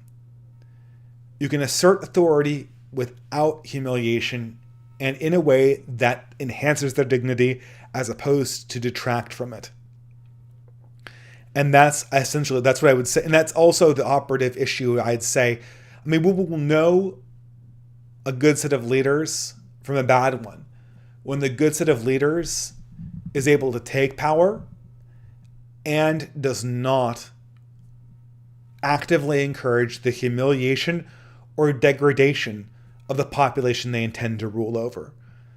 Though that's the mark of the leader that we should be looking to surrender power to. And insofar as we're forced to take power, and all of us are forced to take some amount of power in the things that we take responsibility over, key reactionary maxim, power and responsibility are the same thing. And an abuse of power is the same thing as an abuse of responsibility.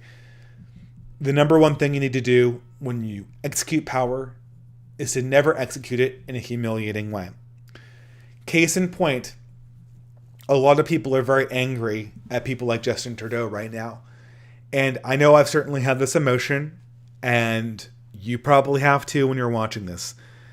There's this natural human emotion to think, when I get into power, oh, how I will punish them.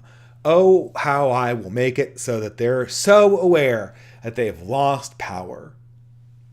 This is an emotion that needs to be suppressed in our own minds, because the more we think like that, the further we are from wielding the power in a healthy way.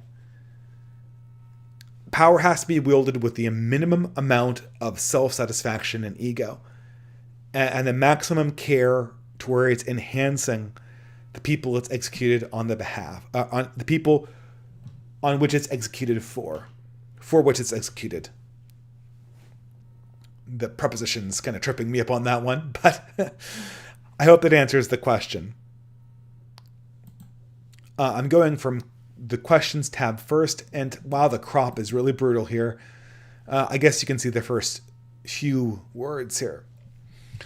Aristocratic owl for $3. One example I can think of would be Dave after he found out that King Saul wanted him dead. Oh, well, what are you talking about the personalities of leaders? Oh, this is an extension of the other one. So, well, I mean, I guess I don't know exactly what you're talking about, Aristocratic Owl, on this one. I recently read Kings, and after King David found that Saul wanted him dead, he married one of King David's daughters, fought his wars, and then finally was forced to escape and live in a foreign country until Saul died. I guess that sort of demonstrated an aristocratic temperament in that he was waiting for his time to come. And I don't know what, I guess, if we go from Paul Fahrenheit's perspective, what we're waiting for is a Caesar. What we're waiting for is some responsible governments to come back. And I think that's sort of what we're looking for. I don't know if I really answered that second part of the question. 21st reaction. Thank you very much for that great speech, by the way. Sargon does not want, for $3 USA, on Sargon does not want to be convinced. He chose triangulation as behaving like a nicer James Lindsay.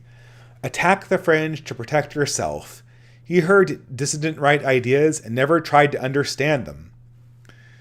Yeah, I mean, Sargon has... I mean, unlike James Lindsay, Sargon is not... in this instance, he kind of was a little bit of a fedora tipper. But the problem... I hate to say this, and I'm 100% on academic agent's side. I'm 100% on Charlemagne's side. I just don't think that they were treating Sargon with the care he needed to. In that conversation with Sargon, you needed to go from the practical side of things. It didn't need to begin with explaining Italian elite theory. It would have to be like, all right, Sargon, this is the deal with James Lindsay. A, he attacks and counter-signals us. B, he attacks core concepts of spirituality and political realism that are essential components to any kind of realistic redress of the issues we face in the contemporary world. C, he wants to take us back to cringe elements of conservatism and new atheism that we should all learn our lessons from. And with these practical concerns, we're really looking for a way of productively moving forward. Because if James Lindsay is able to shove us in the corner and get away with these talking points, we're going to be on the highway back to the idiocy of the new atheists, of Peter Boghossian doing a repeat of the Sokol hoax, thinking he's Einstein for demonstrating that critical theory journals will publish complete gibberish, which we've known for 20 years before he's done that. We've known that. And, if you want, do you want 10, and just ask him straight up, Sargon, do you want 10 more years of this? Do you want 10 more years of outrage porn against the SJWs? And this is not working for us. And we appreciate, and Sargon, I believe, has mainstreamed certain opinions that are essentially right-wing. And I appreciate him for doing that. And he listens. Well, he doesn't necessarily listen, but he does give audience to people to his right, which is very important. But I think that the point needs to be sharpened and made more practical before he's going to really understand this. And I think there was sort of a failure to understand those limitations when it came to Sargon. But it is what it is. It is what it, did I answer your question 21st? Yeah, I mean, I don't know. I mean, Sargon, it's always hard to understand how much Sargon himself understands. He runs a YouTube channel that essentially is reacting to progressive excesses. Is it better than Fox News? Yes. Is it better than whatever the Fox News equivalent is in Great Britain? Probably. Is it a pathway for people to discover things that are a little bit deeper? Again, the answer is probably yes. But you're right when you say that his content doesn't really embody an understanding of where we are, because there's no way that Lotus Eaters is going to be able to create the kind of deep elements that we really need going forward. It creates a broad group of surface level people who consume these things as a mode of reacting to the present age they're in, without trying to invest in any kind of solution.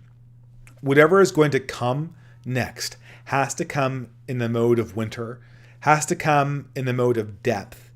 It can't be 1,000 seeds that are sprinkled into the snow. Nothing's going to germinate like that. It has to be the things that are buried deep, like root plants.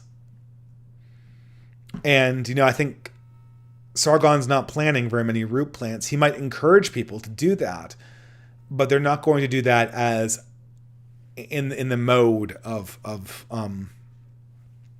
doing that. They're not going to do that in the mode of watching Lotus Eaters. Like, I can't watch. I mean, my wife loves Lotus Eaters because she likes content that does that, right? She likes content that just reacts to things in long form. And sometimes we're on a long car ride, we'll put it on or something like that when we're not listening to music, and so, she likes that.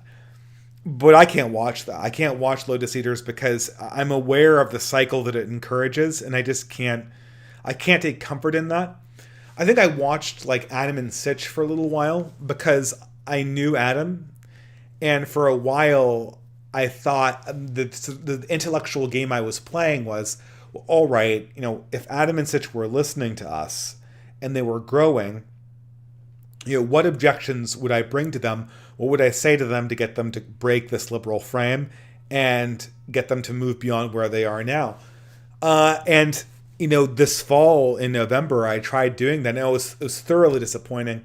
It was. I mean, I asked them a bunch of questions during the live stream. I didn't hear any answers to the very real questions I brought up. Just digressions onto meaninglessness and quite frankly cope. And then furthermore, they mischaracterized me and kind of threw me under the bus the next chance they got. And okay, fair game here. They did retract that, and they did follow up, and they retracted their character accusations, and I want to say I appreciate that.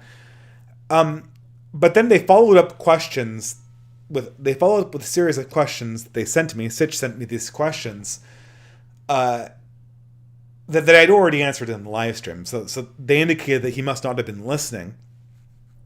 And then when I took the time to thoroughly answer these questions again in a formalized video where I could lay them out in bullet points, they just ignored them. They ignored the answers, and they went on to their usual stick where they're reactioning to the crazy stuff that comes out of the universities, and oh my god, these crazy progressives, and we're just on the verge of waking up.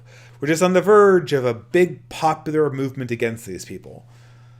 No, that's not going to happen. We've already done this. We've already done this many, many times. The popular reaction is what happened in the Canadian Trucker Rebellion. Now, I think the Canadian Trucker Rebellion did accomplish something.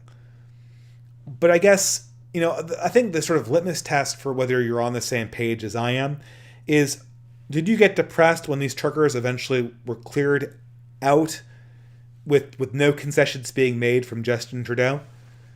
Because if you were depressed or disheartened by that, I don't think you have a very firm understanding of what popular protests can accomplish. Because we knew that the truckers were going to lose. We knew that they were going to get cleared out. And if you know anything about political realism, you know that's the case. These are legitimate anti-government protesters. They're not the pets of the establishment, like the civil rights protesters or the George Floyd protesters. These are actual government opponents, and so they could not win by definition. That wasn't the victory. The victory they procured was that they demonstrated the falsehood of protesting to a lot of intellectuals, to a lot of elite members who were actual stakeholders of the ruling class. H.P. Lovecraft put a very Zero H.P. Lovecraft put a very fine point on it. He's a blogger, fiction writer, a reactionary horror fiction writer. Obviously, it's a takeoff on the OG reactionary horror writer, H.P. Lovecraft. But Zero H.P. Lovecraft he said, what these protests demonstrate is that from now on, any kind of large-scale demonstration, any kind of large-scale race rioting that occurs that's not greeted by frozen bank accounts and immediate emergency powers with the clearing away of paramilitary police, a week after it starts peacefully, anytime that doesn't occur, you know that in some sense that protest is sponsored by the government, because they haven't taken the extreme levels of power that they obviously do have to clear protests that they don't agree with. I'm kind of looking at myself in OBS and realizing just how dissonant this gamer chair is to the rest of my setup. I've got like the bookcase and the white door and then the gamer chair. I just need the Tolkien pipe so I can be the Tolkien Twitch that I've always wanted to be. Okay, hopefully that answers the question here. More questions from the chat. Audience members only have had about 5 years at most to get their stuff in order and become a 10. This is a direct call to action to improve themselves. I agree with that. Dave, you always answer comprehensively. Well, thank you very much. That's the best compliment I could have gotten. Okay, there's more donations, so I can just start here. Jacob for $10. I couldn't make this time for the IRL event, but I did end up finding a handful of people who have a common interest in weaving baskets. So that's cool. Also, I always want to argue with you when you mention stopping super chats. You're woefully underpaid, in my opinion, even if you do this as charity. Ha. Yeah, so I don't want to make a lot of money doing this. This isn't my day job. I have a professional job that I do in my white collar. I feel that super chats sometimes compromise my messaging. I feel that if I did it, I would have a perverse incentive to censor myself. The reason why I have entropy chats enabled is that, I mean, a few $100s here and there does really help out my family finances. With the inflation, I kind of have been running up against the budget, and it does alleviate that to a certain extent. Also, it really helps structure the flow of distances and sunset streams when I have a way to prioritize chats. Without that, I pick one out randomly and then 1,000 fly by in the blink of an eye. And it's what the Franklin calls the Spurg chat. And it's completely unmanageable. It's completely impossible to manage because you end up kind of getting triggered. It's a competition to who can trigger me the most. So as opposed to having an incentive to answer something deeply, that's a more anodyne question, I immediately go to the person who's like, F you, Dave, blah, blah, blah, blah, or people who are just plain trolling me. So, the entropy super chats are just essential to structure it and prioritize what's happening. It's like the entry fee for this conference. I to be honest, we had to rent out a hotel, so it had to be steep, and there's obviously inflation. I'd like to lower it, but at the same time, I kind of wonder if we lowered it, would we get a lower quality of people? Every single person who came had to invest in it. And that's what gave a lot of it its real power, I thought. And so there's that dimension to it. These are going to be the things that we are going to be discussing in the future. And obviously, I agreed to make a basket weaving video for the channel in short order. That's going to be my next edited video I make. So, oops. That being said, let's do another chat here. Jacob, another super chat. Thank you very much for $10. Hey Dave, I've been watching religiously for years. Thanks for doing what you do. It really helps me feel less insane here in California. I wanted to ask if you might be open to having another guy on the stream for a conversation. Working class guy from the Pacific Northwest named Donovan Warland.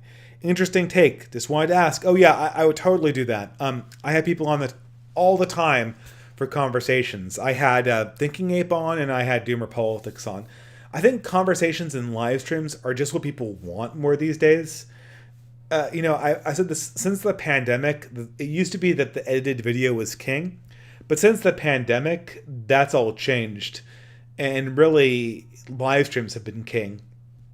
I feel better about making edited videos, and so I'll always make them. But I'm always going to try to do more live streams because I think that's just more productive. And so, yeah, please come on anytime.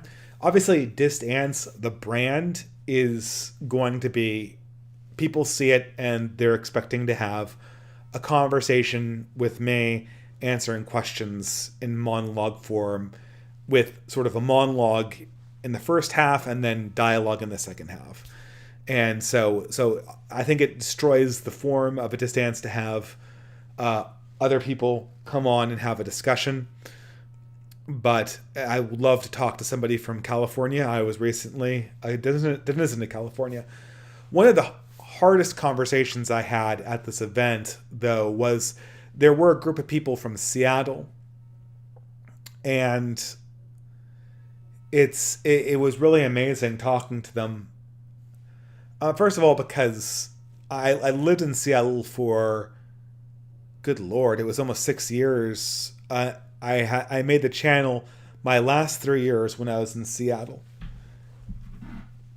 and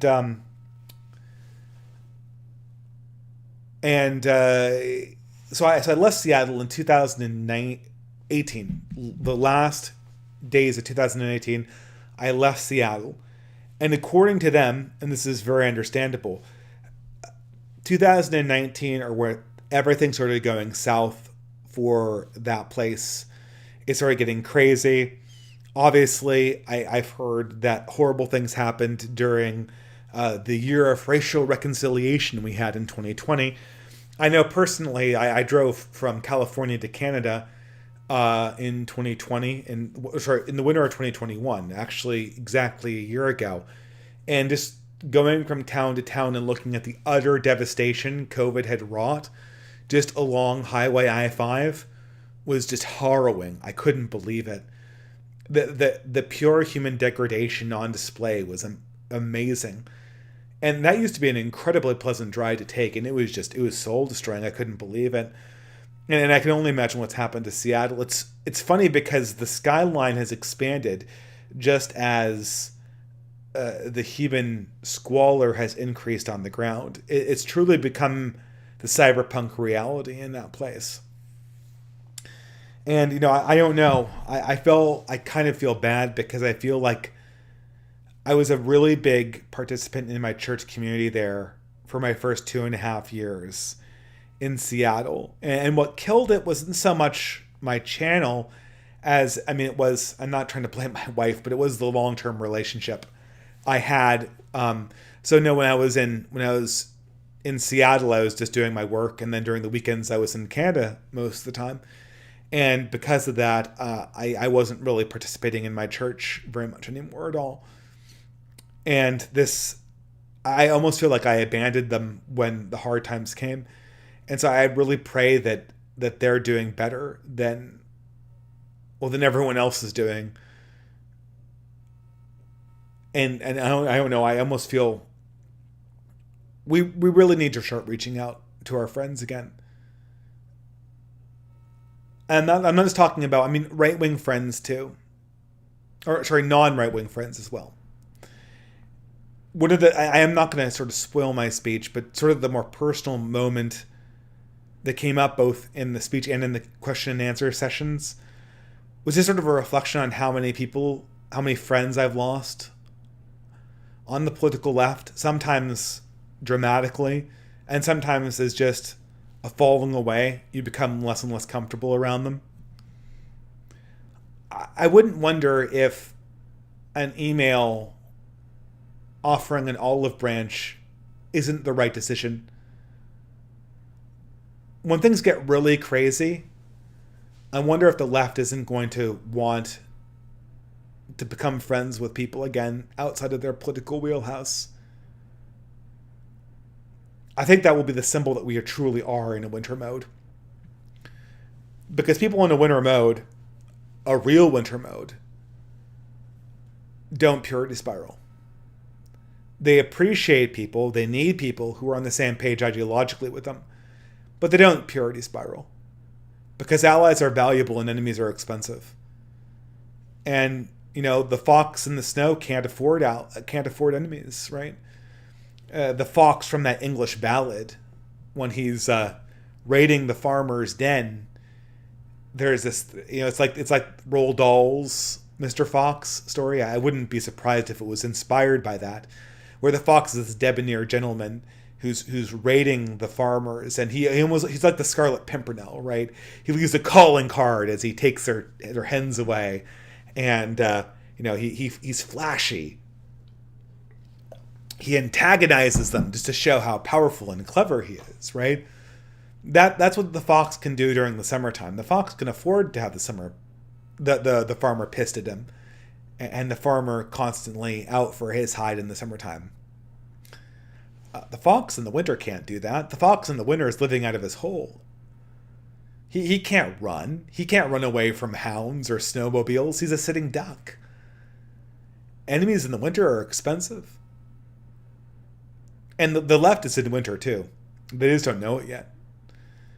As I said in the talk, the left is farcically unaware of the world they actually occupy. And if there's one thing you can get from this whole situation with Ukraine, it's them just coming to terms with reality. It's them waking up. It's them just getting snapped back to reality. It's amazing to see their minds blown by this stuff. Because it's not surprising to me. Is it surprising to you? Is it surprising to you that we're no longer living in the end of history? That the military organized around white privilege and diversity isn't as terrifying as it was in the times of Eisenhower and Patton? Patton. My innocent pronunciation strikes again. But yeah, just food for thought, I suppose. Yeah, we need to reconnect.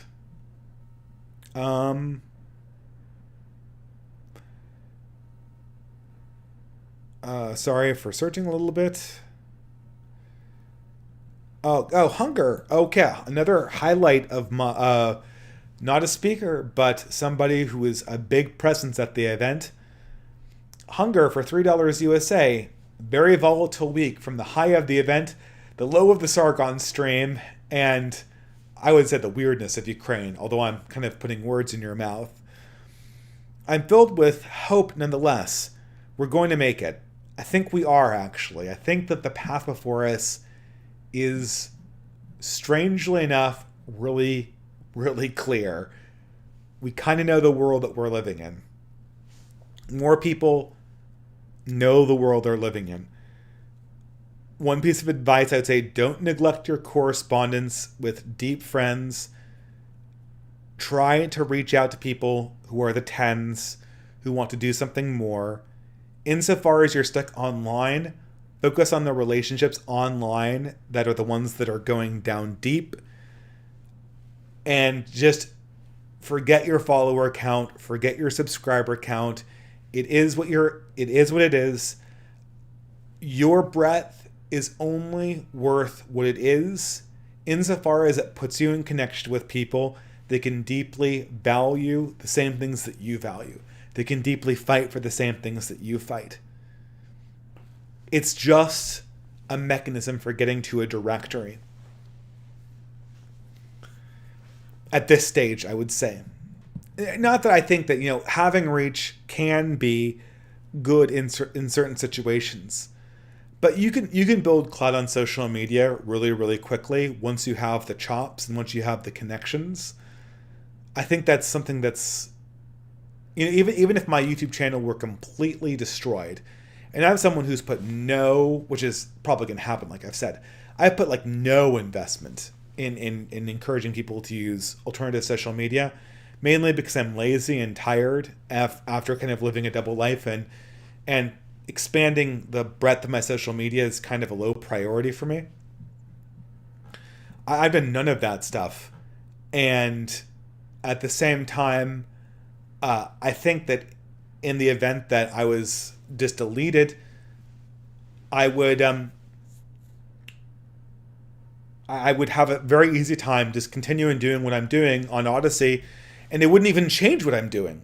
Because the people who I want to reach, I would reach on Odyssey, and I would have less of a breadth, but that would just mean I would build it back again. And there's microblogging and Twitter for the promotion of that. And as long as I'm reaching the people who want to hear what I have to say, I wouldn't, I'd feel it would be a little bit depressing. It would be a kick in the guts, right? But I think I'd get over it pretty quickly. The first ban is pretty harsh, but the second one doesn't hurt that much at all.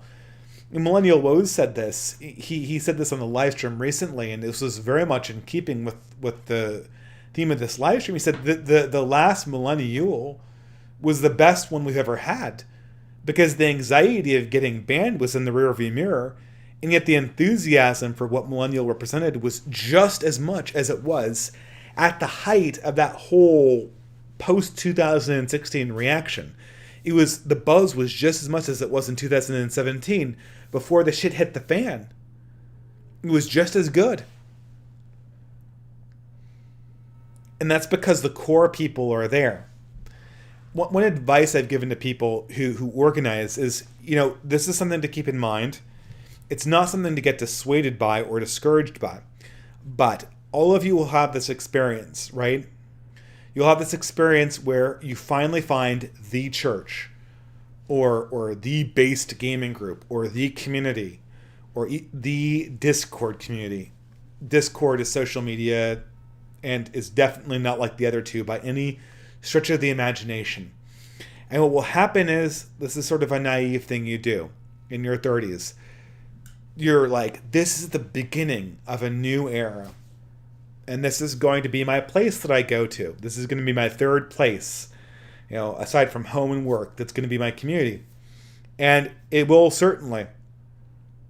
But what can sometimes happen, and I'm not saying that these things can't last forever, but what people don't oftentimes realize is oftentimes, some British people tell me that oftentimes is redundancy, so I try to say just often. What often happens is that you get highly invested in these communities, and then 2 or 3 people move away, and then all of a sudden the vibrant core of the community goes away, and a substantial amount of the enthusiasm kind of just immediately ends. And the community becomes a lot smaller and a lot less energetic, and so on and so forth. And people get really depressed by that. The thing is that in any community, the living components of that community, there's like basically 10 people that hold up the community. And if it loses half or sometimes even all of those people, the community is mortally wounded and becomes less than what it was. So what I would say is always manage your expectations. Understand that when you are in a community, you're building friendships. And those friendships will be the basis for doing new things, for moving on, for creating longer lasting things. Obviously, there are exceptions to this. Families are forever. Your relationship with God is forever. Churches are forever. Church communities are much more transient things because people come and go. Ideally, when you settle down, and this is something that may be less true in this age than it was in previous ones, church communities would have sort of a temporal permanence that we can't necessarily expect from them now, but we should always strive for. I think that's something, but always keep in mind, don't get dissuaded when communities have sort of an organic life that flows out of them when their leaders relocate or are forced into doing different things. Look at it instead as a mechanism for building friendships and building families and building connections. Always be building, as I like to say. All right. Okay, I'm always kind of thrown because Entropy does this, I think, backwards. Jacob for another $10 says, I couldn't find time for the IRL event, but I did end up finding a handful of people who have a common interest in weaving baskets. Oh, he already said this. Okay, yeah, sorry, I already did this one. My bad. All right, Etternax. Why isn't this selecting? This is weird. Okay, maybe I can pin this way. Okay. Etternax. For $10, I find that most of the time, these anti-woke centrist types want all the pleasure of the modern bugman life, just without the leftists screaming at them. They're sadly confused and don't realize that these two things are intrinsically linked. Yeah, that's absolutely true. But we all lapse into this mode, don't we? Like, that I first of all, this whole idea of I just want the bugman lifestyle without people giving me a bad time, that was literally 2002 to 2000 and... Well, not for me, I got religious in that time, but I would say 2016. Right, I got religious in that time, and I realized that there were bigger things that I needed to commit myself to, And religion is still more important than my work on politics, which is ephemeral in comparison. But between 2002 and 2016, I thought that normalcy would resume, right? But I had no right to think normalcy would resume, because I think after the 90s, after September 11th, we all should have been slowly learning the lesson that history had not stopped and that it would resume in short order. The notice that we were in fall and not in summer had been given to us. And for the most part, our generation ignored it. And that continues to a certain degree with Sargon and Sitch and Adam. And it's tragic with Sargon, because I think Sargon intellectually understands that this can't continue. This has to stop. Something has to be born out of this. I think his business model is diametrically opposed to that, because I was an audience for Sitch and Adam, and I know how I consume their stuff. I consume their stuff because in Sundays was my chore day, so I would put them onto my headphones and rake leaves, or do some work in the garage, or clean the house. And I didn't want to listen to the world is falling apart. I didn't want to listen to something heavy when I was trying to build a horribly inconceived reptile enclosure that the Franklin still makes fun of me for attempting. I will build a better one when my wife doesn't come up with the blueprints. I'm blaming women for this one this time. My reactionary misogyny is showing through finally. So I put on this brainless stuff, and when I was dead tired after work and I had no intellectual power to work on something productive, and I was just indulging myself, say for instance, painting a miniature, which is kind of the height of my degeneracy at this point in my life. The height of degeneracy is painting miniatures. Every now and again, I'm cutting back. I put on something stupid, right? And I guess doing that, you can listen to something more. It's not labor. Your body's not laboring, so you can put on something.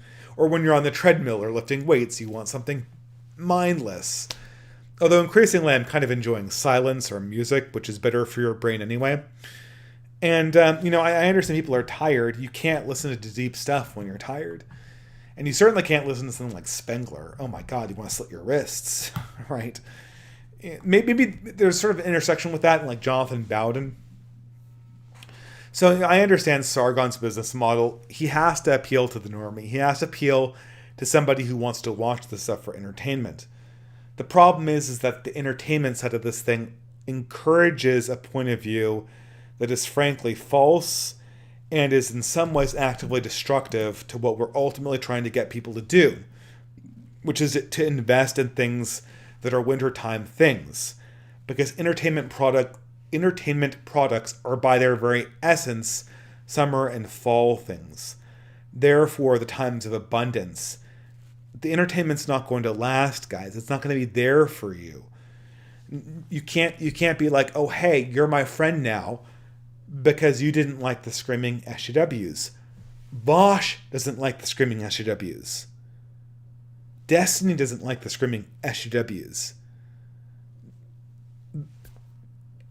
And I don't consider Adam and Sitch an enemy by any stretch of the imagination. I think that they're borderline friends. But they can act like enemies. I've seen them act like enemies. I've seen them throw me under the bus. And they've done that in the name of entertainment, right? Entertainment encouraged the worst impulse in them in a moment of temporary weakness. And I don't want to say that they're bad people for doing that. They're good people. But this entertainment mode is not our friend. We indulge in it, and I've indulged in it, and it's. I'm not saying we can't have any moments of weakness, but yeah, it's entertainment. It's something that we need to kind of cut back on a little bit. All right, Ben. We're doing this game here.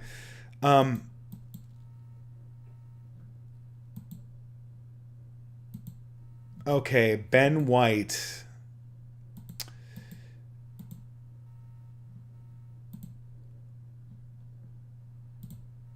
Okay, Ben White. In an older video for $10, in an older video, you talked about having true ownership of your assets. Can you talk about how it applies to the tech world and in general, e.g. companies offering cloud storage over hard storage? Yes. So I recently have got rid of all my Windows distributions. I was previously running it for one program, Adobe Premiere. And so I canceled my subscription to that, and now I'm running pure Linux. I don't think anyone can divorce themselves completely from relying on companies, but I think that by ownership, I would just say take responsibility over the risk you have when you put things on other people's property. When you're buying cloud storage, you're giving the person you're buying the cloud storage from power over you. Whether it's Gmail, whether it's a bank, whether it's anything. And we know that these people are enemies now. And then we can conditionally rely on having this because the amount of power it would take to kick us all off these things is going to cost them more power and money than it would benefit them to just have us not exist on these platforms to begin with. But we are essentially occupying enemy territory when we do this. So it's not, ownership is not really a matter of not doing things. It's a matter of being cognizant about what you're doing when you make decisions. So by not using Windows, like I don't actually think that Windows is going to kick me off of Windows.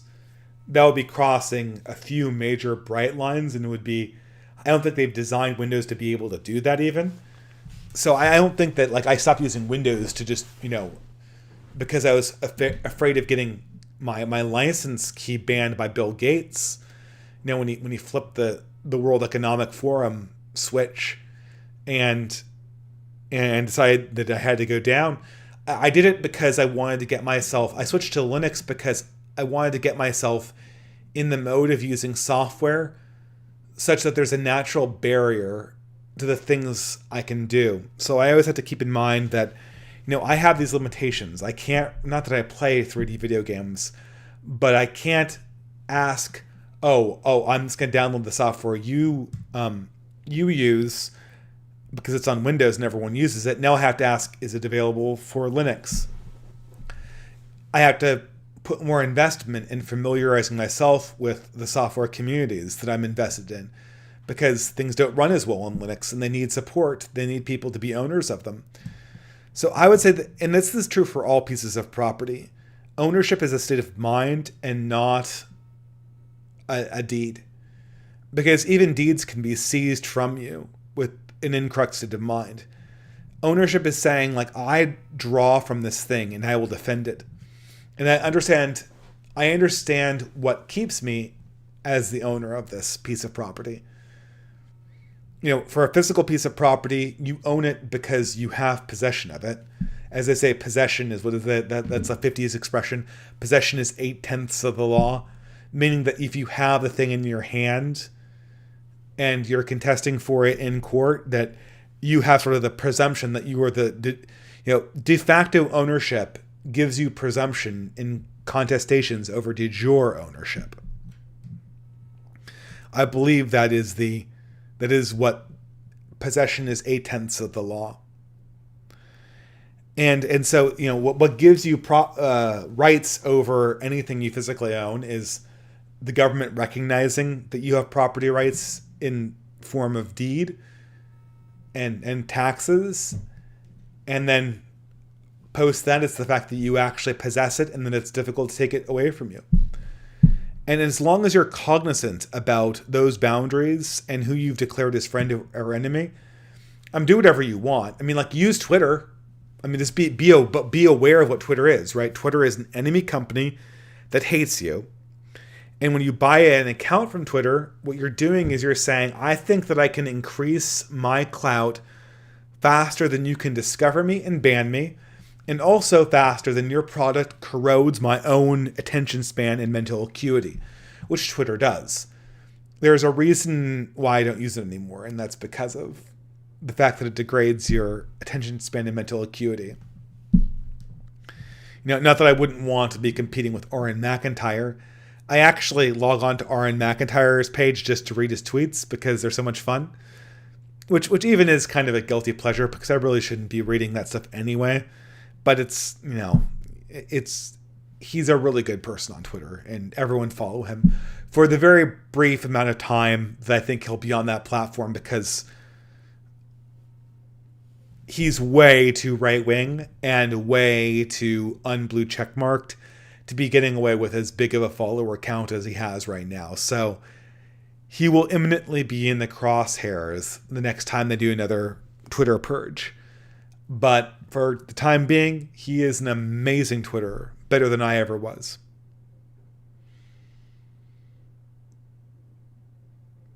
Ben White for another $3 USA. This is so strange. When is the best time to ask a girl how many children she wants to have? Before the first date? The first date? After 6 weeks? I take God's command to be fruitful and multiply seriously. The important thing for all women is that they're a yes on children. Like, that was kind of a make or break thing to me. Like, if a woman is a no on children out of the gate, that is a little bit of a red flag in my book. That indicates, I guess it's different if you know that they're Catholic and you know that they're open to life. That, I think, but especially for secular women, any women who are like, no, I don't want kids. For secular women, even kids someday maybe is a little bit of a red flag. It's in your early 20s, kids someday many. That's the OK Cupid status. It's want kids, don't want kids, or someday maybe. Kids someday maybe for a woman in her early 20s is just the woman grew up in modernity and doesn't know what she should be saying.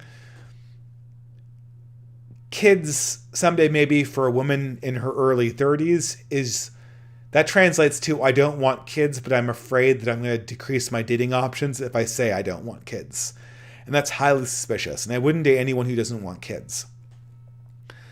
I think that women discover how many kids they want as they have them. And this is an evolving conversation. So as long as a woman is positive on children to begin with, I think it's a very binary thing, because I think the conversation changes over time. Just make sure that they're open to having kids, they're not anti-having kids, and they don't have an ideology that's antinatalist. You really want to avoid women who've positively embraced visions that are antithetical to your own. Like I said, a woman who's a feminist because she just absorbed it through the culture, that's a possibility. A woman who's passionate about Gloria Steinem, I mean, you're gird yourself for battle. You must want a challenge. And I think in this day and age, I don't know, that's my opinion, but I think there's enough challenges. There's enough ideological challenges in this present day without opening up a second front for yourself in your relationship. And you better really impress that woman. I'm saying, right, if you're going to talk her out of feminism.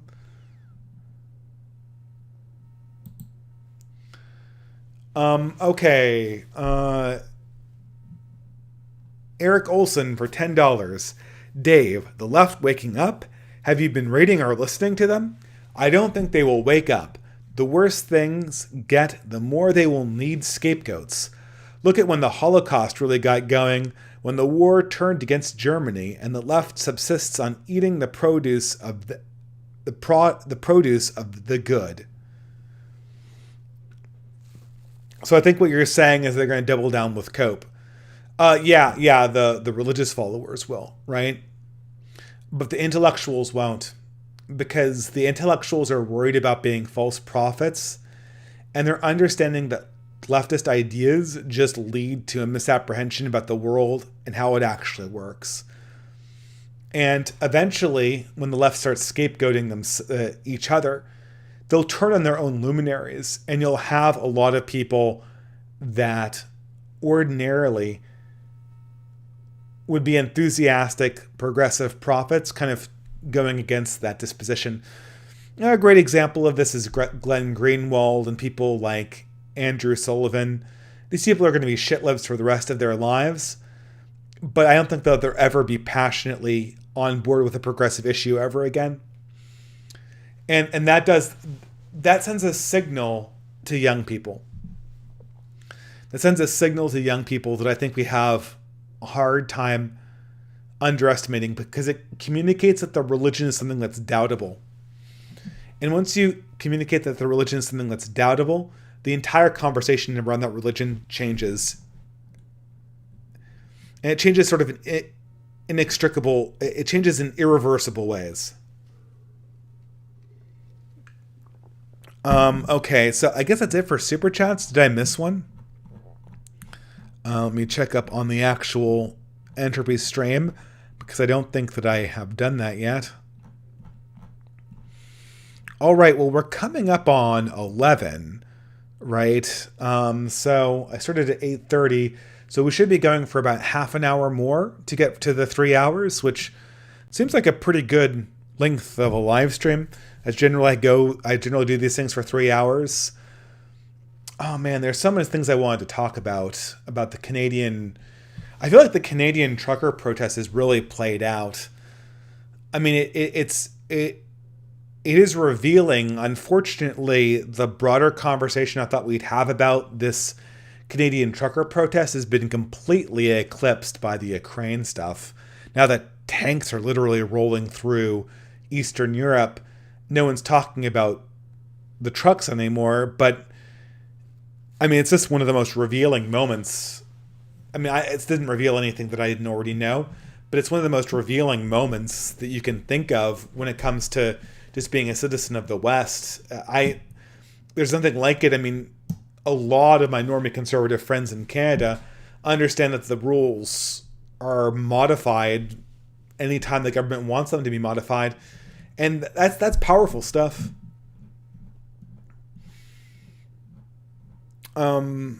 Okay. So I'm looking for questions, guys. You can @distribute this to me, or you can give me another entropy chat if you so desire.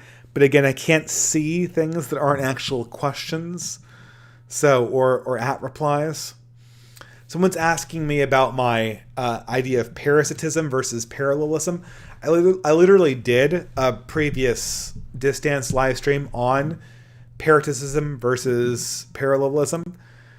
The thing is that parasitism is a difficult thing to push. It's a difficult thing to push because it compromises you. So, obviously, I'm not saying anyone needs to have any kind of reciprocality to the left. And so just existing without an expectation of reciprocality is in some sense parasitism. In the sense that we've discarded a main notion of what being a citizen was in the modern world. But at the same time, the problem with explicit parasitism, like committing certain acts of dishonesty, say with something like welfare, is that it robs you of, except when you're in really desperate circumstances, in which case I think there's a moral case for taking system resources in a highly non-reciprocal way. But the two things, first of all, kind of robs you of your moral righteousness, which I think is something that is just some. I never want to discard moral righteousness and feeling like my conscience is clear. It's just this utility that you can tap into again and again and again. And once you know that you're speaking within the right, you can speak with a certain amount of clarity and a certain amount of forthrightness that is really not available to somebody who lives in the darkness. The second thing is that once you start becoming a knowing parasite, the rest of society implicitly understands that parasites are bad. And so you've kind of, unless you're really making bank, you've kind of played into their framework a little bit. I mean, I'm all for being a pirate, but once you're doing dishonest things that are kind of, once you participate in sort of the rotten pockets crimes that Dante complains about in his Seventh Circle of Hell. You're doing something that's by its very nature disgusting and gross. And people tap into that. And once you do that, it's very, very easy to treat you like an enemy and to organize around you being an enemy.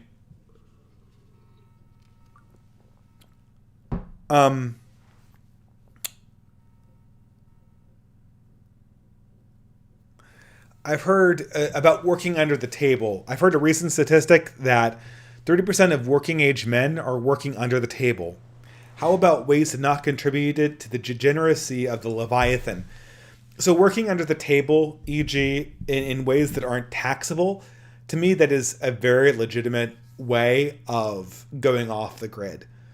Once we're talking about living off the grid or living independently, I really think we're talking about parallelism more than parasitism.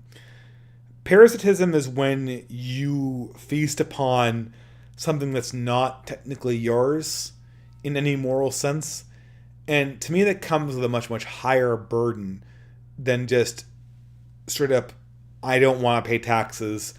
I don't want to be part of the system. Hey, look at all these opportunities where I'm not above ground, I'm below ground. I would consider that just classic parallelism. Not contributing to the Leviathan is just parallelism, as much as possible. Are you a traditional Catholic? Any community on the Latin Mass, FSSP or SSPX? I'm a Novus Ordo Catholic. People think that's not very based of me. I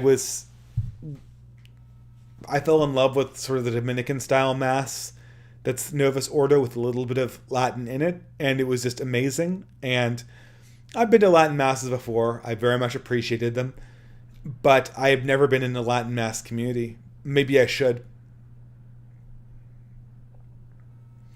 What are your thoughts on psychedelics from a Catholic and secular perspective for young, familyless men?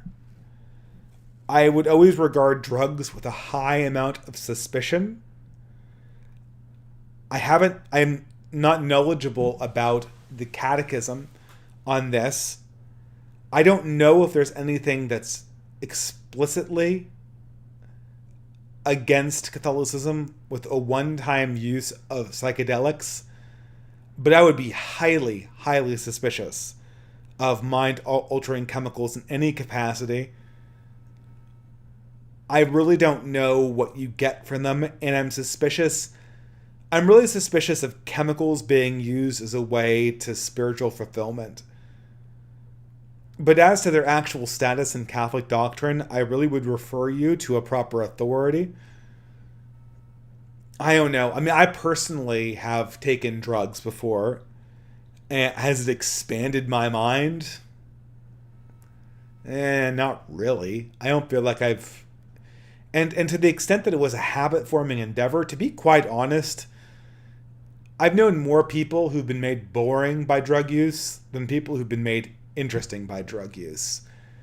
And that's just a straight-up fact. I know recently there's this fad, I think it must be some kind of Joe Rogan thing, where one-time discrete use, like not like habitual use, like discrete, acute, like one time, I'm one and done. Like people used to use salvia. Salvia is this root plant that most people in California have as a garden. It's just like this garden plant, but if you take it, you have this really extreme hallucinogenic trip that lasts for like a few minutes. And it's incredibly extreme, and it's like you meet God and all this stuff. I never did it. But it's one of these things. It's incredibly non-habit forming, and I don't know. I mean, people say that it's mind expanding, gives you all these new ideas. I just don't buy it. I see no correlation between having interesting ideas and taking these drugs. But I know, that's just me. I don't have all the answers for this. And I don't feel like I'm speaking towards a consolidated doctrinal position as far as Catholicism is concerned. Obviously, addiction is wrong. Never use a substance that's addictive, and never use something like fentanyl or anything that has like an orgasmic experience where like it's obviously habit forming. Just stay away from that stuff flat out. Nothing that has cocaine in it, nothing that has opiates. Those are just poisonous for your soul. Methamphetamines, straight out. Anything that's not medical, to stay way away from those things, right? Those are just absolute poison.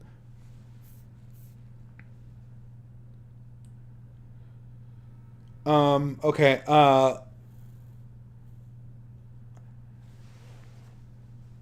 Which of your videos would be good to show to open-minded people on the left? Depends on where they are. I would say that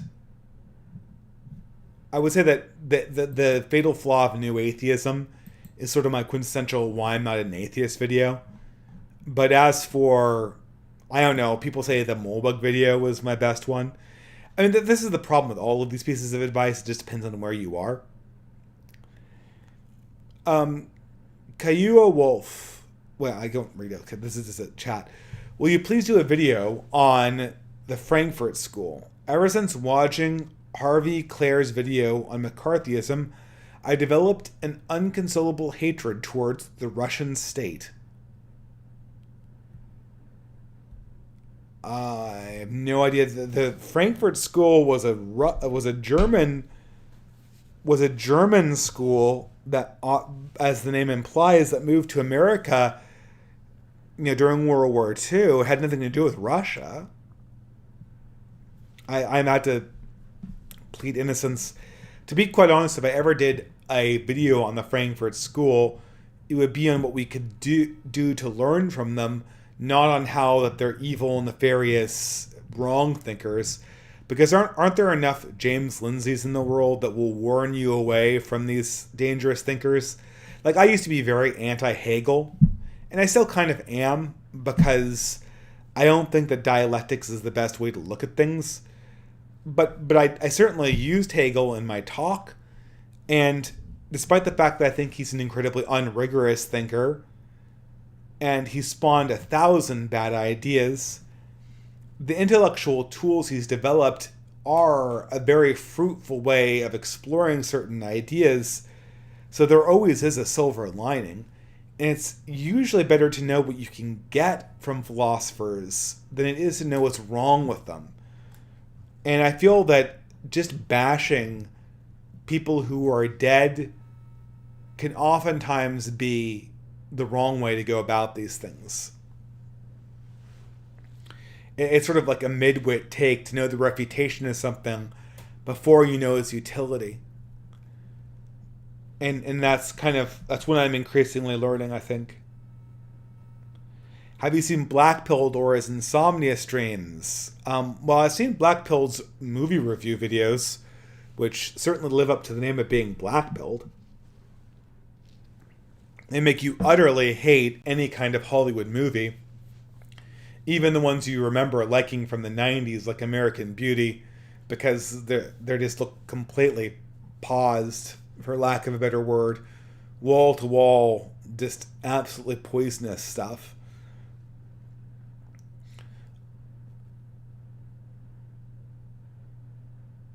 What are you going to be doing going forward? I have a lot of reinvigorated friends from the event simply because I talked to them and have a new positive vision. What I'm going to be doing going forward, I'm going to be trying to build as much of what was at the event in a more local capacity where I don't have to get on a plane to experience it. That's what I'm going to do going forward. And I'm going to try to make some videos that point people more in those general directions. I like to think that I make video essays well enough that I can keep on making them, right? But insofar as my ordinary life is going, what I'm doing going forward is I'm reaching out to old friends, trying to figure out where they are. Have they left? Have they realized that we're in winter and we need allies? Are they still in their previous modes of throwing people under the bus and collecting social media clout? And if they're in the wintertime mode, do they want to build something that can carry forward? Right now, I mean, the event really left me wanting to reconnect with people that I used to know in Seattle and seeing where they are at. Maybe coming out of COVID, people are ready to connect again. It's a little hard because I'm not in town anymore, so that might have to wait. But I really just want to talk to people and see where they are. Maybe writing people letters would be an interesting touch. I think that could be an interesting touch because it would force people to understand that this is high investment and this is something that people actually care about. Not just a thought.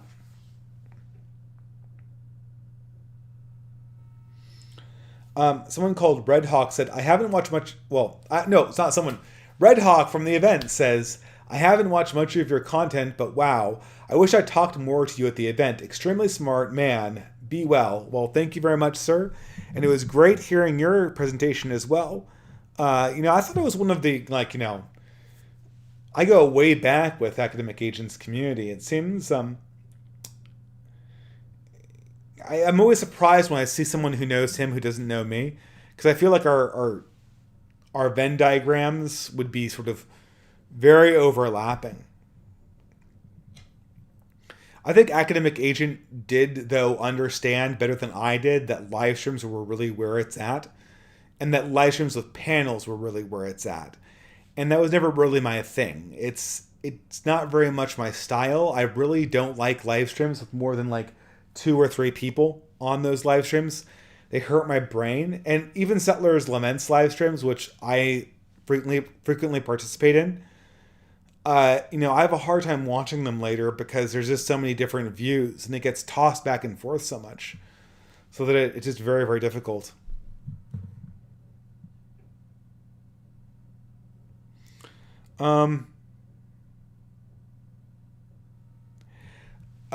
Someone puts in the questions tab, I've got one question. How do you prevent from being angry at the insanity like the elites? I feel ever since the 2020 election, I get less patient and more angry at the left and others. Well, this is a good question. I mean, are you angry? I'll ask you a question. Like, a lot of progressives are angry at Vladimir Putin right now for invading Ukraine. And like, what is your reaction to that? Like, when you see liberals and neocons and Ben Shapiro and even people like Vosh blow a casket over Vladimir Putin invading Ukraine, like, what's your reaction to that? It's almost to kind of like look down and go like, really? I mean, he's Vladimir Putin.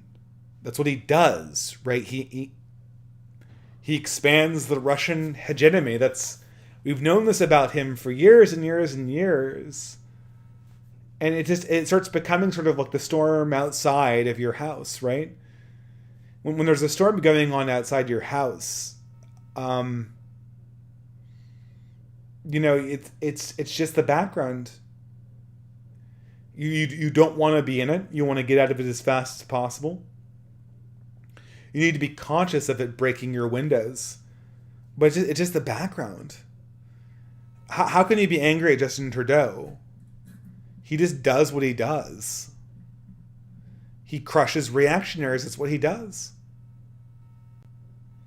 I do think that the truckers accomplish something because they underline the state of reality we live in. But that's just that, right? That's just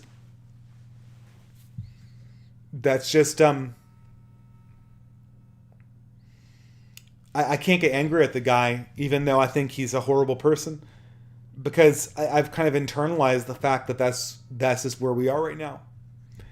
I'm kind of moved into the acceptance mode of the stages of grief, if you will. Lol, blow a gasket. Well, guys, I'm kind of running out of questions here. Here's one. Okay. Okay. All right. Sam153 for $10 USA. Nothing much to say, Dave. Just appreciate the distance, wisdom, and the catharsis. hope to eventually make it to one of these events. I wouldn't wonder if there are very many more of these events. I think that's where we are right now, is building this kind of stuff.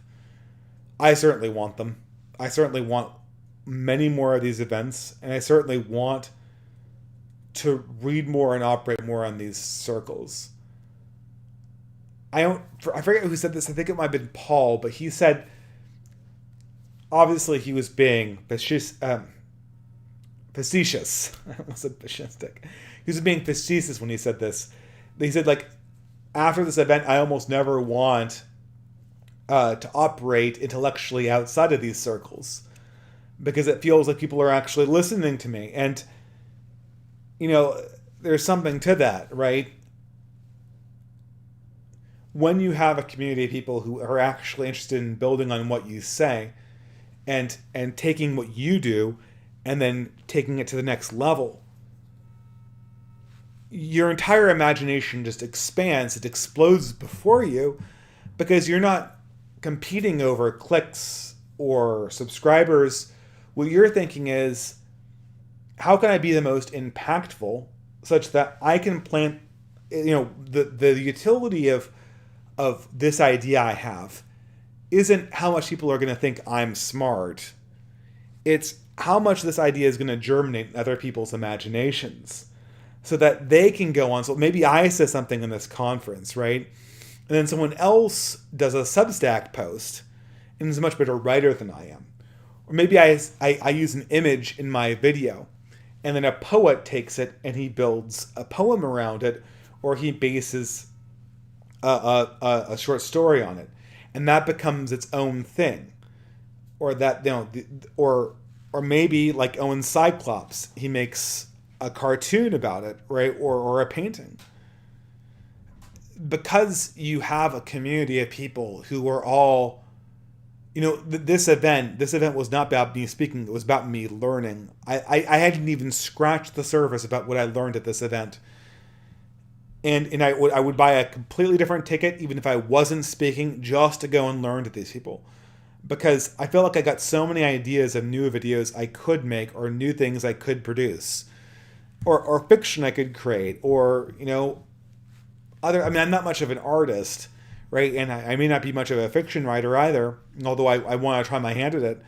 But there's so many ideas, so many ways we could expand in doing that. And so your entire perspective changes once you get into a place of that. And I think that's what we need to start building more of. Have you ever reached out to Jay Dyer? I don't know if I have. He does a lot of apologetics. I'm really not into apologetics at this stage, except with one exception. I think people like Millennial Woes and people like Morgoth and people like Laura Towler, a lot of the Euro nationalists who just like say, I just can't believe, it's just not my culture. They're ready for apologetics. They're ready to read The Abolition of Man. They're ready to read C.S. Lewis. And they're ready to have C.S. Lewis and G.K. Chesterton exist in their own mental imaginations as one of their favorite authors. And once they understand that, I think they can it's the strength of G.K. Chesterton and C.S. Lewis is really in works not like The Everlasting Man or Mere Christianity, which I consider to be substandard works. To my mind, C.S. Lewis only had one strong philosophical work in his entire canon, and that was The Abolition of Man, which still stands up, I think, as a hard-hitting treatise of postmodernism, as I would call it. He kind of discovered Nick Land before Nick Land, in a sense. Right? And but the real power of C.S. Lewis and G.K. Chesterton is their imagistic aesthetic power that they have in things like orthodoxy, which is not really apologetics, and in books like Until We Have Faces or The Chronicles of Narnia.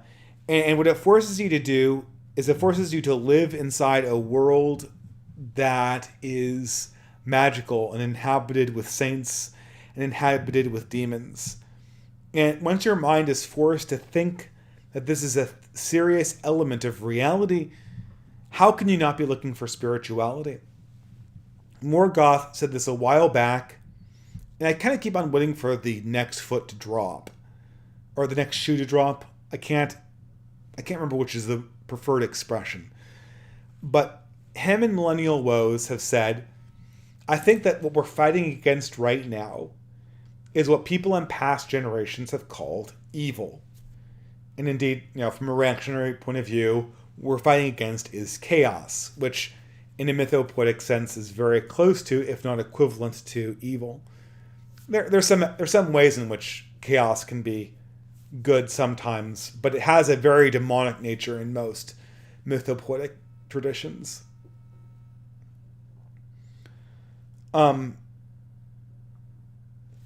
This is the corollary to that must be that true good exists, true beauty exists, and true truth exists. You can tell it's getting late because I stumbled on that formulation. And that must imply divinity at some level. Once you believe in true evil, either we live in a completely tragic, meaningless universe, dancing to the whims of chaotic gods, which might as well be prefigurations of artificial intelligence, or we live in very much the same world that our ancestors believed in, with divinity fighting against evil. And that's the path back to religion, as far as I can tell. And people like that need some form of apologetics. Probably not like the Case for Christ or William Lane Craig. I don't know. I'm sure William Lane Craig has convinced somebody, but he never convinced anyone like me. Because as soon as I hear someone like William Lane Craig, my modern brain kicks in and tries to come up with refutations of his point. And all the modernist antibodies kick in.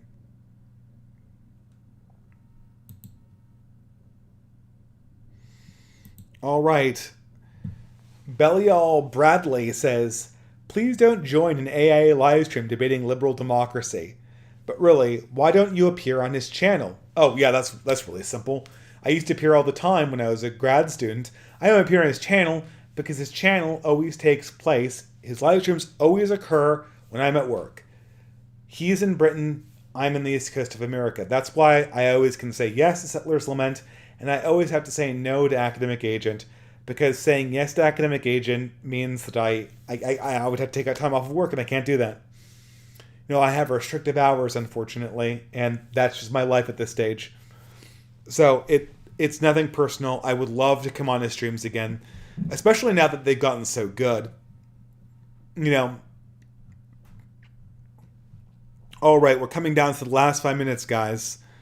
Give me some questions. Let me go in. Okay.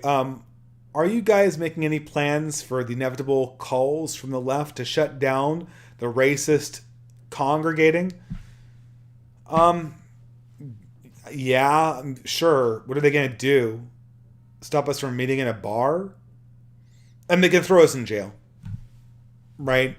Once you have a group like the group that met last weekend, and it's within driving distance, short of throwing us in jail, there's not much they can do. We can meet at someone's house, we can meet at someone's church, we can meet at a coffee shop, we can meet at a brewery, and there's going to be friendly establishments. There's nothing they can do at that stage. And that's why it's so important to take what was existing in that large-scale event and see how far at this stage we can build in real life more locally. The whole Cana Society thing that I tried in 2019, I think it was just a little bit premature, and it was a little bit too online. But the idea was fundamentally the right one, and it may live again in an iteration once we have on the ground stuff that's going on consistently. And this is what we're seeing right now is the beginning of that, very much so. And they'll try to shut us down. Every time they do this, though, it just takes energy. And what Vladimir Putin is demonstrating to the world right now is the left does not have unlimited energy to pursue its enemies. It just doesn't. Things slip through the cracks. Social media will slip through the cracks. Social media platforms will slip through the cracks. The amount of energy it would take to censor Substack is insane. And even if you could censor Substack, any Substacker could just take his email addresses and move them right on over to another medium. It's incredibly difficult to censor Substack. Not that it's uncensorable, anything is censorable. But the amount of energy required to censor that is more than our current regime is, at this stage, willing to dish out. What are signs of real change? I mean, I think we're saying them every day. The war is won. What is distributism? I answer that every single live stream. I mean, what are your thoughts on building a parallel economy? So this is something that Charlemagne and Ouros Post talked about a little bit. I think that this is very situational. I think that when you're in building a parallel economy inside a rural area looks very different than building a parallel economy in an urban one. If you're in an urban location, you need to be trying to build your cadre of tens like every day you're there. If you're in a rural environment, you have more license to kind of go with the flow and absorb the culture that you're in. Now, Charlemagne, when he was there, he was very skeptical of suburbs. I am not skeptical of suburbs yet. I think that they're unexplored opportunities. I agree that they're in their present state. They're very difficult. I don't see, though, that how, cheaper housing cost within the vicinity of an urban area is at all necessarily a bad thing for us. They're soulless right now because of city planning decisions that have not constructed communal spaces nearby. But we can reinvent how people relate to these spaces. It might not be that hard to actually retrofit communities for a suburb now that we know that we're dissidents. If you have, say, for instance, a lot of people who want to live together. It could be possible, all I'm saying, right? If you had the energy of something like an Orthodox community from New York, I won't say what kind of Orthodox community, just an Orthodox community, they all buy up places and live near each other. If you brought that to the suburbs, I have no doubt it would work. It works in Israel. Why wouldn't it work here?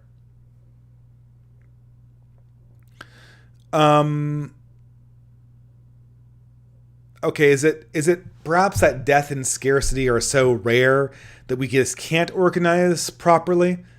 To a certain extent, death and scarcity are, abundance has driven complacency. I would say that abundance has lessened a little bit, which is removing our complacency, which is why I think more people are becoming activated. So there's that. But that being said, I think we are at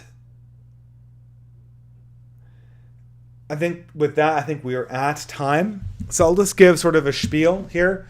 I'm going to be trying to release more conversations with people. I'll try to get back in the habit of doing a distance stream once every month, at most once every 2 months on a topic. Feel free to suggest them to me. I hope to be doing some edited videos and some Substack posts. But more than any of that, what I really hope to be doing is trying to build in real life. Do the basket weaving thing, do the basket weaving thing, do the basket weaving thing. That being said, guys, I want everyone to take a big step back. Admire the Canadian truckers for their bravery. Applaud them. Lobby every day for their release from prison. Try to make it hard for the cathedral to keep them locked up insofar as we can. Try to embarrass the cathedral from tried to embarrass the cathedral away from its course. It wants to punish them with every element of spite it can possibly muster. They need to be dissuaded from that insofar as we can manage. Pray for them always. Visit them if you can. Keep up the morale. But always be aware that their fate was more or less inevitable at the stage we were at. And don't get angry at Trudeau. He's simply a fixture of a machine. He is not some kind of malevolent actor. He's reading from a script. And he's totally unaware of the real reality we live in right now. He's sleepwalking through it. We need to be focusing elsewhere. On the subject of Ukraine and Russia and the drama there, like I said before, it's the storm that rages outside. For most of it, it's not even near us. Offer sympathy towards those who died. Pray for stability. Pray for order. Pray for a quick conflict. And pray that we learn the lessons that it's teaching us. But try, if you possibly can, not to take sides. Whatever the right wing does in relation to Ukraine and Russia can and will be used against us to build a narrative construction by which the right will be portrayed as foreign traitors, which is an additional challenge I'd rather not have to deal with at this stage. For my own money, the cathedral does not need to show me it's any more corrupt than it already is, and I do not need to indict myself with my words any more than I already have.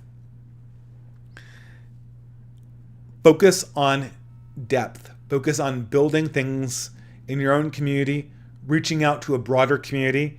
Insofar as you're stuck online, start with what really matters to you. The deepest parts, the things that appeal to your soul, the things that make you feel like you've touched something beyond yourself. Other people, or better than that, some element of truth, goodness, and beauty that you can understand. If you're a religious, pray and go into communities that help you do more of those things. And with that, I'd like to wish you all cheers and blessings, and have a wonderful rest of the week. Good night.